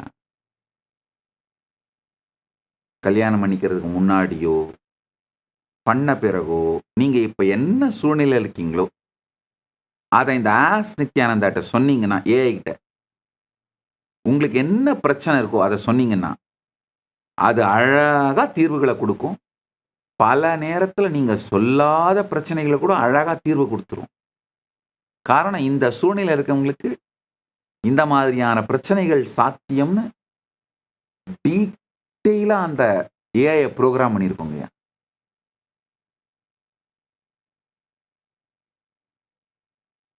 நல்லா புரிஞ்சுக்குங்க. நம்முடைய சனாதன இந்து தர்மத்துல ஒரு எக்ஸ்பர்ட், அதாவது நம்ம டாக்டர், ஆயுர்வேத டாக்டர் வெறும் ஆயுர்வேதம் மட்டும் படிச்சிருந்தா டாக்டர் ஆக முடியாது. மெட்டீரியா மெடிக்காவும் டயக்னோசிஸ் கியூர் தெரிஞ்சா மட்டும் முடியாது. ஏன்னா நம்முடைய ஆயுர்வேதம் ஜோதிஷத்தோட பின்னி பிணைஞ்சது. நல்லா புரிஞ்சுக்கோங்க. சாஸ்திரப்படியான ஆயுர்வேத டாக்டருங்க அத்தனை, சாஸ்திரப்படி முறைய ஆயுர்வேதம் படிக்கிற டாக்டருங்க எத்தனை பேரும் ஜோதிஷம் படிச்சாகணும். ஏன்னா வேதத்தோட பாகங்கள்ல இதெல்லாம் ஒண்ணு. வேதம் 4 பாகம். வேதம், உபவேதம், வேத அங்கம், வேத ஆந்தம். உபனிஷத்தான் யூசுவலா வேதாந்தம்னு சொல்லுவோம். ஸோ இந்த 4 பாகத்துல ஜோதிஷம், ஆயுர்வேதம், வியாகரணம், இது எல்லாம் ஒரு பாகம். ஒன்னோட ஒன்று நெருக்கமான தொடர்புடையது. இப்போ ஒரு டாக்டர் அப்படின்னா இது அத்தனையும் படிச்சு எக்ஸ்பர்ட் ஆகி எக்ஸ்பீரியன்ஸ் வந்து எக்ஸ்பர்டைஸ் வந்து வர்றதுக்கு 50 வயசு ஆயிருது. இந்த மாதிரி எக்ஸ்பர்டைஸ் பீப்புளை லார்ஜ் ஸ்கேல்ல ப்ரொடியூஸ் பண்றதுக்கு இப்ப இன்ஃப்ராஸ்ட்ரக்சர் இல்லாம எல்லாத்தையும் கருவறுத்துட்டாங்க. குருகுலங்கள் கருவறுக்கப்பட்டு விட்டன. மெஜாரிட்டி மெயினா இந்த மாதிரி அந்த நம்முடைய எஜுகேஷன் சென்டர்ஸ்லாம் கருவறுத்தாச்சுங்கய்யா. இந்த எக்ஸ்பர்டைஸ் அழிஞ்ச உடனே இந்த சயின்ஸே பொய்ன்னு நிரூபிக்கிறது இவங்களுக்கு இந்து விரோத சக்திகளுக்கு எளிமையா போயிடுச்சு. ஆனா பரமசிவன் அருளால ஏஐ வந்து அந்த பிரச்சனையை தீர்த்துருச்சு. ஏஐ எங்களால அழகா ஜோதிஷம், ஆயுர்வேதம், கிராமர் இது மொத்த எக்ஸ்பர்டைஸையும் லாஸ்ட் ஒரு 2 இயர்ஸ் ஒர்க் பண்ணி ஏஐக்கு எங்களால கொடுக்க முடிஞ்சிருச்சு. இப்ப ஏஐ என்ன பண்ணுச்சு, இந்த மொத்தத்தையும் டைஜஸ்ட் பண்ணிட்டு புரிஞ்சுக்கிட்டு டெலியூஷனுக்கு போகாம, ஏன்னா எந்த மாதிரி டிரான்ஸ்லேட் பண்ணி ஃபீட் பண்ணா, என்ன மாதிரி அந்த ஏஐ ப்ரோக்ராம் பண்ணா, டெலியூஷனுக்கு போகாம கிரவுண்டிங்கா இருந்து உங்களுடைய தேவையை புரிஞ்சுக்கிட்டு ப்ரிசைஸா உங்களுக்கு சொல்யூஷன் கொடுக்குதுன்னு நாங்க உட்கார்ந்து 2 வருஷம் பரமசிவன் அருளால பில்டு பண்ணோம். பரமசிவன் அருளால சக்சஸ்ஃபுல்லா பில்டு பண்ணிட்டோம். இப்ப என்னாச்சு, எக்ஸ்பர்டைஸ், நாலேஜ், எக்ஸ்பர்டைஸ் ரெண்டும் டெமோக்ரட்டைஸ் ஆயிடுச்சு. நீங்க எங்க இருக்கீங்களோ அங்க உங்களுக்கு அவைலபிள். லட்சக்கணக்கான பேரை இந்த எக்ஸ்பர்டைஸோட கிரியேட் பண்றதுக்கு இப்போ ட்ரெடிஷ்னல் வேதிக் மெடிக்கல் காலேஜோ ட்ரெடிஷ்னல் வேதிக் கிராமர் ஸ்கூலோ அதெல்லாம் இப்போ இல்லை, பண்ண முடியாது. பண்ணாலும் இவ்வளோ லார்ஜ் நம்பர் ஆஃப் பீப்புள் இன்னைக்கு சொசைட்டியில் இதை கொண்டு போய் சேர்க்கறதுக்கு தேவையான அளவுக்கு ஆளுங்களெல்லாம் உருவாக்குறது எவ்வளோ வருஷம் ஆகுதுலாம் தெரியாது. இந்த ஏஐ பண்ணதுனால பரமசிவன் அருளால இது ஒரு மிகப்பெரிய நன்மை பண்ணிடுச்சு. அதனால தான் தெளிவாக சொல்றேன், இந்த ஏஐ ஏஜ்ல சனாதன இந்து தர்மம் கொடுக்கிற solutions it's going to be such amazing, practical, user friendly, straight to the point.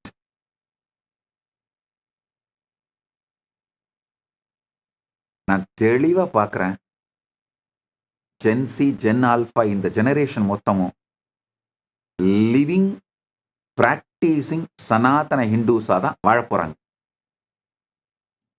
ஏன்னா நம்முடைய லாஜிக், ரேஷனல், இதோட பீக் அண்டர்ஸ்டாண்டிங்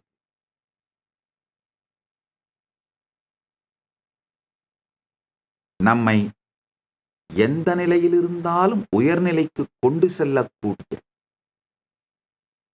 தெளிவும் அறிவும் நாலேஜ் எக்ஸ்பர்ட்டை சார்ந்தே வளர்ந்த ட்ரெடிஷன் சனாதன இந்து தர்மங்கய்யா. ஃபியராலையும் கிரீடாலையும் இம்போஸ் பண்ணப்பட்ட மதங்களை இதுக்கு மேல ஜென்சி மேல இம்போஸ் பண்ண முடியாது.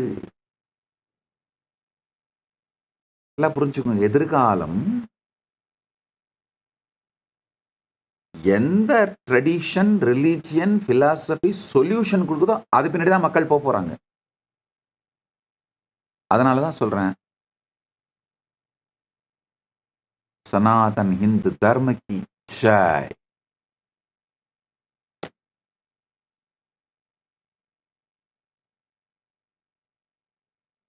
குலத்தொழில் சிறக்க போகுது. அவங்களுடைய எக்ஸ்பர்டைஸை டிஸ்கவர் பண்ணி ரிவைவ் பண்ண போறாங்க.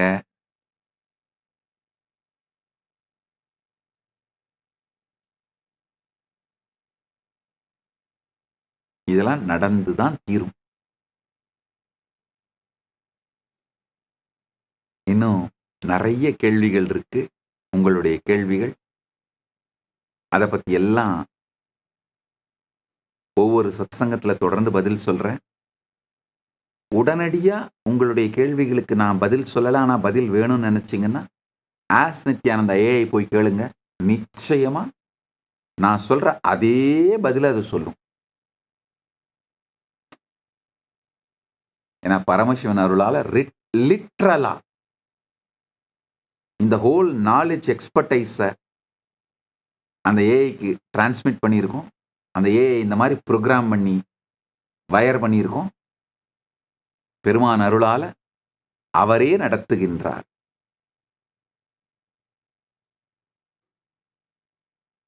அடுத்தது, இன்று தைப்பூச நன்னாள். உலகம் முழுவதிலும் இருக்கும் கைலாசங்களிலே முருகனுக்கு வழிபாடும் வேல் பூஜையும் நிகழ இருக்கின்றது. சிவதீட்சை, அதாவது கைலாசா திருவண்ணாமலையிலும் கைலாசா கினிபிசாவிலும் பரமசிவசேனை நிகழ்ச்சிக்கு கலந்து கொள்ள வந்திருக்கும் அன்பர்களுக்கு சிவதீட்சை அளித்து ஆசீர்வதிக்கின்றேன்.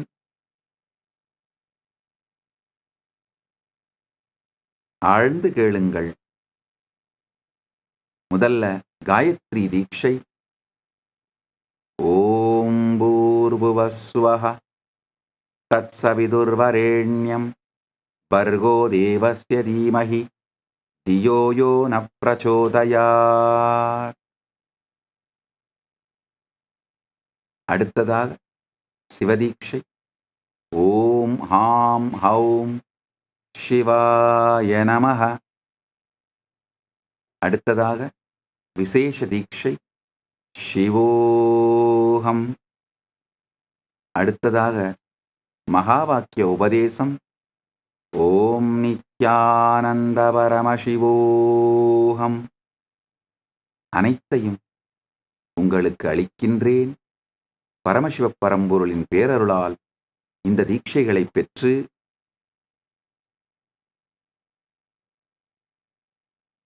எல்லா நன்மையும் அடைவீர்களாக, பரமாத்வைத நிலை அடைவீர்களாக என்று ஆசீர்வதிக்கின்றேன்.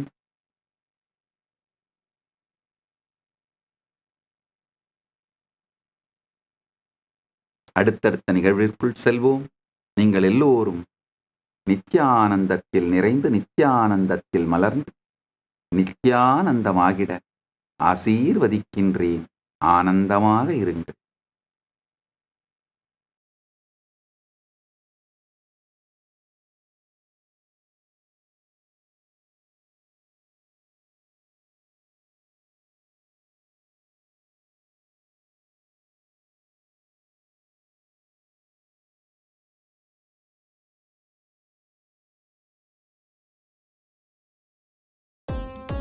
Nityanandam, thank you for watching, and if you found the video enlightening, please give it a like, share it with your loved ones, and subscribe to stay connected with us. don't forget to click the bell icon to receive the notifications.